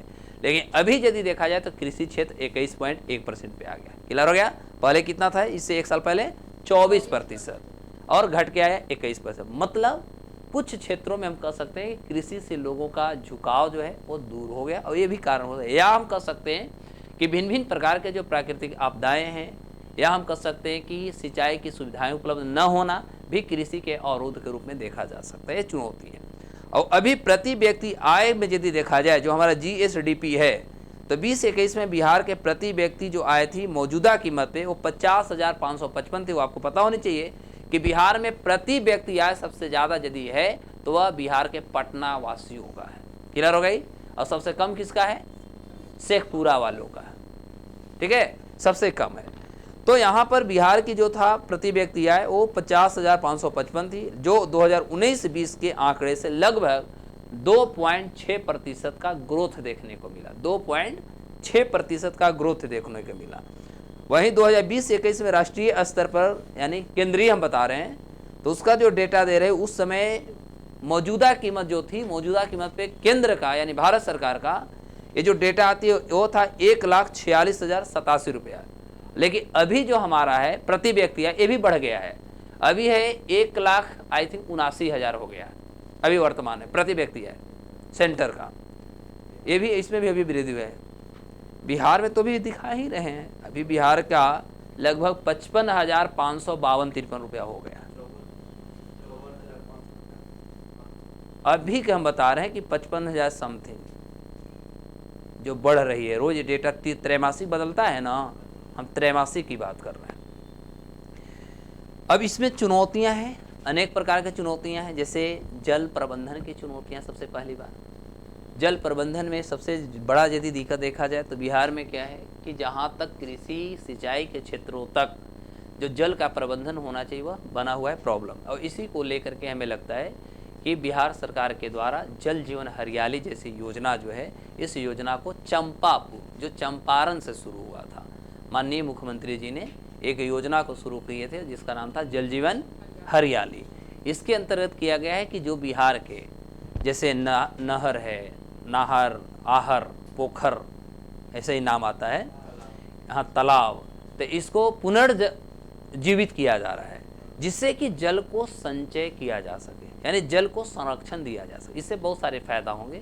फायदा सबसे पहली होगा कि जो हमारा लैंड वाटर लेवल जो है, ये लैंड वाटर लेवल को ये नियंत्रण करेगा। दूसरी बात, यदि जल का जमाव होगा, कहीं भी संरक्षण होगा, तो जो भी नीड्स क्या चीज़ें होंगे उसका उस यूटिलाइज होगा, एग्रीकल्चर में यूटिलाइज हो सकता है, जीव जंतु के लिए उसका यूटिलाइज हो सकता है। तो इसको लेकर के बिहार सरकार ने जल जीवन मिशन लाया। इसी से कहीं ना कहीं भारत सरकार ने कुछ सीखा, या ये यदि कह सकते हैं महत्वाकांक्षी योजना रही, तो इस महत्वाकांक्षी योजना को देखते हुए केंद्र सरकार भी इसको कॉपी की और आगे बढ़ करके भारत सरकार ने जल जीवन मिशन जैसी योजना को लॉन्च किया, सुना होगा। और अभी भारत सरकार के इसी में चलता है हर घर नल का जल, सुना होगा ना, हर घर नल का जल। इसी के तहत, जिसके तहत भारत सरकार ने कहा कि एक परिवार को प्रत्येक दिन हम 55 लीटर पानी देंगे। कितना देंगे? 55 लीटर पानी देने की बात है, जो जल जीवन मिशन के तहत आती है, केंद्र सरकार के द्वारा आती है। तो जल प्रबंधन जैसे गतिविधियों पर ना केवल भारत की बात करें बल्कि इंटरनेशनल लेवल पर इस पे संगोष्ठी भी चल रहा है। और आपने पिछले साल देखा होगा जब कोविड का सेकेंड चल रहा था वेव, तो उसमें आपने देखा होगा कि भारत सरकार से सहयोग बांग्लादेश की सरकार भी ली थी कि जल का प्रबंधन कैसे किया जाए, इस पर क्या ठोस कदम उठाए जा सकते हैं, इसको लेकर के बातें चल रही थी। जुटो के तो ऐसे गतिविधियों को लेकर के अब भारत सरकार भी कर रही है, बिहार सरकार। तो जल प्रबंधन को लेकर के भी हम बहुत ज़्यादा काम कर रहे हैं। यहाँ तक कि जलवायु परिवर्तन जैसी गतिविधि है, इसका बेस्ट एग्जाम्पल देख सकते हैं कि अभी भारत जिस तरह से G20 का भी अध्यक्षता कर रही है, सुने भी होंगे। तो G20 में भारत के लिए एक बहुत बड़ा चुनौती होगा, जो अमीर राष्ट्र है और एक जो गरीब राष्ट्र है, ये दोनों के बीच में जो समन्वय बनाने के जो प्रॉब्लम होगा। क्योंकि आज से यदि हम बात करते हैं 8 महीना पहले की बात करते हैं, तो आज से 8 महीना पहले आपने देखा होगा कि यूरोपियन जो नेशंस थे उन्होंने डायरेक्ट शब्द में बोला था कि हम भारत के साथ इंपोर्ट एक्सपोर्ट नहीं करेंगे। कारण बताया था कि यदि भारत से करते हैं तो कार्बन एमिशन की जो बात होती है यह अधिक होगा। लेकिन विश्व में यदि देखा जाए तो सबसे ज़्यादा कार्बन डाइऑक्साइड का उत्सर्जन यदि कोई राष्ट्र करता है तो उस देश का नाम है अमेरिका, उसके बाद चीन, तीसरा नाम आता है यूरोपियन यूनियन का, और उसके बाद भारत। यानी भारत नगण्य के बराबर करता है, जो आगे भी भारत ने कहा कि 2050 तक हम इसको जीरो करने की कोशिश करेंगे। यहाँ तक कि भारत का जो टाटा मोटर्स है उन्होंने भी डायरेक्ट शब्दों में इम्प्लीमेंट कर दिया है कि 2030 के बाद हम एक भी डीजल पेट्रोल की गाड़ी नहीं निकालेंगे। ईच एंड एवरी जो हमारी गाड़ियाँ होंगी वो सभी क्या होंगे? सोलर, या कह सकते हैं कि चार्ज वाले होंगे। सिंपल सी बात है, इलेक्ट्रिक होंगे। तो ओवरऑल यदि बात की जाए तो भारत सरकार, बिहार सरकार तथा इस देश की जितनी भी हमारी मिनिस्ट्रीज हैं वे सभी जल प्रबंधन को लेकर के भिन्न भिन्न प्रकार के कार्य कर रहे हैं। इसके पीछे एक और रीजन हो सकते हैं कि जिस तरह से भारत में जल संकट एक विकराल रूप लेते जा रहा है, क्योंकि हमारे यहाँ सबसे ज़्यादा जल का दुरुपयोग कहाँ पर होती है? कृषि में, और कृषि में भी कहाँ? धान की खेती। हमारे यहाँ सबसे ज़्यादा जल का दुरुपयोग होता है खेती करने में। एक खेत तक पानी ले जाने में हम कम से कम 4 से 5 खेतों में पानी पटा देते हैं। क्लियर हो गया? और यह पानी कहीं ना कहीं दुरुपयोग होता है, उसका कोई यूटिलाइज नहीं हुआ। पता लगा कि उस क्यारी में हमें गेहूँ पटाना है, लेकिन 3 क्यारी पटा करके ले गए। आपने देखा भी होगा गांव घर में। तो ये पानी का उपयोग हुआ या दुरुपयोग हुआ? कारण क्या हुआ कि हम 3 खेत पटा कर वहाँ पर ले गए? हमारे पास सिंचाई की व्यवस्था नहीं है। यदि वहाँ पर करहा होता या सीमेंटेड कर सकते हैं, नली टाइप बनाए होते, तो ये पानी का दुरुपयोग बचाया जा सकता है। डायरेक्ट पंपिंग के तहत हम वहाँ पर पहुँचा सकते थे, कर सकते था नहीं। लेकिन चुनौतियां बनती कि नहीं। अभी भी बिहार की यदि बात करें तो बिहार में ज़्यादातर कृषि जो है, क्योंकि नहरी इलाका है तो बिहार को तो 2 भाग में बांटेंगे, गंगा के उत्तरी क्षेत्र और गंगा के दक्षिणी क्षेत्र। तो उत्तरी क्षेत्र में आप जहाँ पर देखते हैं तो बहता हुआ बिहार होता है। दक्षिणी क्षेत्र की बात यदि जैसे आप करते हैं तो इधर सूखा क्षेत्र होता है, लेकिन इधर नहर की पर्याप्तता है। जैसे रोहतास हुआ, औरंगाबाद, अरवल, ये सब जिला में नहर की पानी से व्यवस्थित है, एग्रीकल्चर होती है। नहर तो वो उसी से आती है। लेकिन यदि इस साइड बात करते हैं, या और जैसे आप नवादा की बात कर लीजिए, ठीक है, जैसे आप जहानाबाद की बात कर लीजिए, ये सभी की जगह क्या है? अभी भी वहाँ पर नलकूप का इस्तेमाल हो रहा है, या कह सकते हैं कि वो ज़्यादातर पंपिंग का इस्तेमाल कर रहे हैं। क्लियर हो गया? पंपिंग का इस्तेमाल कर रहे हैं। अब होता है कि जिस तरह से पेट्रोल डीजल के दाम बढ़ रहे हैं, तो कहीं ना कहीं किसान जो है ये चीज़ों को करने में असमर्थ हो रहा है। दाम बढ़ने के कारण वह कृषि को बढ़ावा देने में भी असमर्थ हो रहा है। सरकार के द्वारा हो सकता है कि भिन्न भिन्न प्रकार की योजनाएं नहीं मिल रही, टाइम पे नहीं मिल रही है। तो ये सारे भी चुनौतियां बिहार के लिए हो सकती है। Is it okay? अब दूसरा हमारा होता है इसका पार्ट सेकंड जो होता है जल प्रबंधन के अलावे जो सरकार के नियमावली में आए हैं, इस चीज़ों को देखते हैं। तो दूसरा जो होती है वो होता है हमारा कृषि में कृषिगत योजनाओं को सही ढंग से नहीं। जैसा कि देखा जाए तो हमारे यहाँ कृषि को बढ़ावा देने के लिए अभी तक आपको पता है कि हमारे यहाँ कृषि मैप भी आया है बिहार में, है ना। अभी कौन सा कृषि मैप आने वाला है? 4था लॉन्च होने वाला है जुलाई तक, ठीक है। 3 हमने लॉन्च कर लिया है, तो 4था हम लॉन्च करने वाले। उसके अलावे हमारे पास 7 निश्चय अभी 2 आ चुके हैं, 7 निश्चय प्रथम और 7 निश्चय सेकेंड। लेकिन अभी भी मैं कुछ डेटा के आधार पे बात करूं तो अभी भी जो 7 निश्चय 2 के अंतर्गत 30 फीट तक 361 पक्के चेक डैम बनाने की बात किया गया है। ठीक है, और इसमें कहा गया है कि बिहार समुद्र तट विहीन राज्य है जहां देश की लगभग 8.6% आबादी रहती है। भारत का कुल आबादी का 8.6% आबादी कहां रहती है? बिहार में रहती है। याद कर जाइए ये सब डाटा। अब इस आधार पे कहता है कि यहां देश का 3.8% कृषि भूमि उपलब्ध है। ध्यान देंगे, भारत की जो कुल हमारी आबादी है, भारत की कुल आबादी का कितना परसेंट? 8.6% हमारे पास भारत की आबादी का अकेले बिहार में हमारी आबादी है। वहीं यदि हम बात करते हैं तो हमारे पास कृषि क्षेत्र कितना है बाबू? तो मात्र कृषि की बात करें तो 3.8% हमारे पास कृषि क्षेत्र है बिहार की, जहां पर कृषि किया जा सकता है। ये मैं बात कर रहा हूं 2011 के डेटा के अनुसार। ठीक है, तो 2011 के जनगणना के अनुसार यदि बात करें तो राज्य की जनसंख्या घनत्व तो आप देखबे कर रहे होंगे, सबसे अधिक भारत में रहा, 1106 बिहार का था। जनसंख्या घनत्व कितना था? 1106, यानी 1 किलोमीटर प्रति वर्ग किलोमीटर की बात करें तो 1 वर्ग किलोमीटर पर 1106 लोग रहने को मजबूर है, क्योंकि जनसंख्या अधिक है, क्षेत्र हमारे पास कम है। यानी जो एक रूम में, मान लिया जाए इस रूम में एक आदमी को रहने की जरूरत है, लेकिन इस रूम में 4 गो लोग ठूस ठूस के रखा जा रहा है। जैसे पटना के तो आप लोग देख ही कर रहे हैं रूम में, है ना, एक रूम को 3-3 रूम बना दिया जाता है, बेड बेड बेड। तो इसके पीछे रीजन क्या है? सबसे ज़्यादा स्टूडेंट का फ्लो होना। सभी जगह से स्टूडेंट पूरे बिहार के हर क्षेत्रों से पटना में आते हैं रहने के लिए। अब रहने के लिए आए, जगह है नहीं, तो करेंगे रूम मालिक क्या? रूम को साइज छोटा कर देंगे, उसको बेड के रूप में बदल देंगे। इस तरह की चुनौतियां हमारे पास बनती है। तो ये हुआ। उसके बाद देश का यदि जनघनत्व देखा जाए तो मात्र 382 है। भारत का कितना है जनघनत्व? 382। और बिहार का कितना है? 1106। सोच लीजिए भाई, 382 और यहां पर 1106 के गुना हो गया ना, 4 गुना 3 गुना हो गया ना। अब इतने बड़ी चुनौतियां हैं साहब, तो कुल मिलाकर हम कह सकते हैं कि बढ़ती आबादी, सीमित कृषि भूमि, टुकड़े में बटी जोत, लागत सामग्री की ऊंची लागत, ये सारे हमारे बिहार के कृषि के लिए एक बहुत बड़ी चुनौती बन के उभर रहे हैं। समझ आया? इतने सारे डेटा याद होंगे। डेटे से तो आप लोगों को टेंशन होता है। अब होता है तीसरा जो हमारे इसमें आ गया, कम उत्पादकता आएगी। कम उत्पादकता का मतलब, एग्रीकल्चर तो करते हैं, पूरे परिवार खेती में लगे हुए हैं, लेकिन जो प्रोडक्ट चाहिए वो प्रोडक्ट हो ही नहीं पा रहा है। उत्पादन क्षमता गिरी हुई है। क्योंकि ऐसा नहीं कि केवल बिहार का उत्पादन क्षमता गिरी हुई है। उत्पादन क्षमता की बात करें तो भारत के हर राज्यों की उत्पादन क्षमता गिर गई है। कारण बहुत हो सकते हैं। अभी की हम वर्तमान के बिहार की बात करें, ऐसे पूरे भारत की गुणवत्ता में प्रभावित हो रही है, ऐसा नहीं कि केवल बिहार का है। तो 2020-21 में गेहूं के उत्पादन में 18.92%, धान के उत्पादन में 6.33%, मक्के के उत्पादन में 0.74% और दलहन 13 बहुत सारी, कितना लिखवाया जाए। बिहार सरकार के पूरे मानचित्र उठा लिए हैं। ओके, तो इतने सारे डेटा याद हो जाएंगे आप लोग को। इसको PDF चाहिए? अरे वाह, कितना जल्दी लोग बोल दिए। मैम ऑफ कर दीजिए। तो बिहार के कृषि के सारे चुनौतियां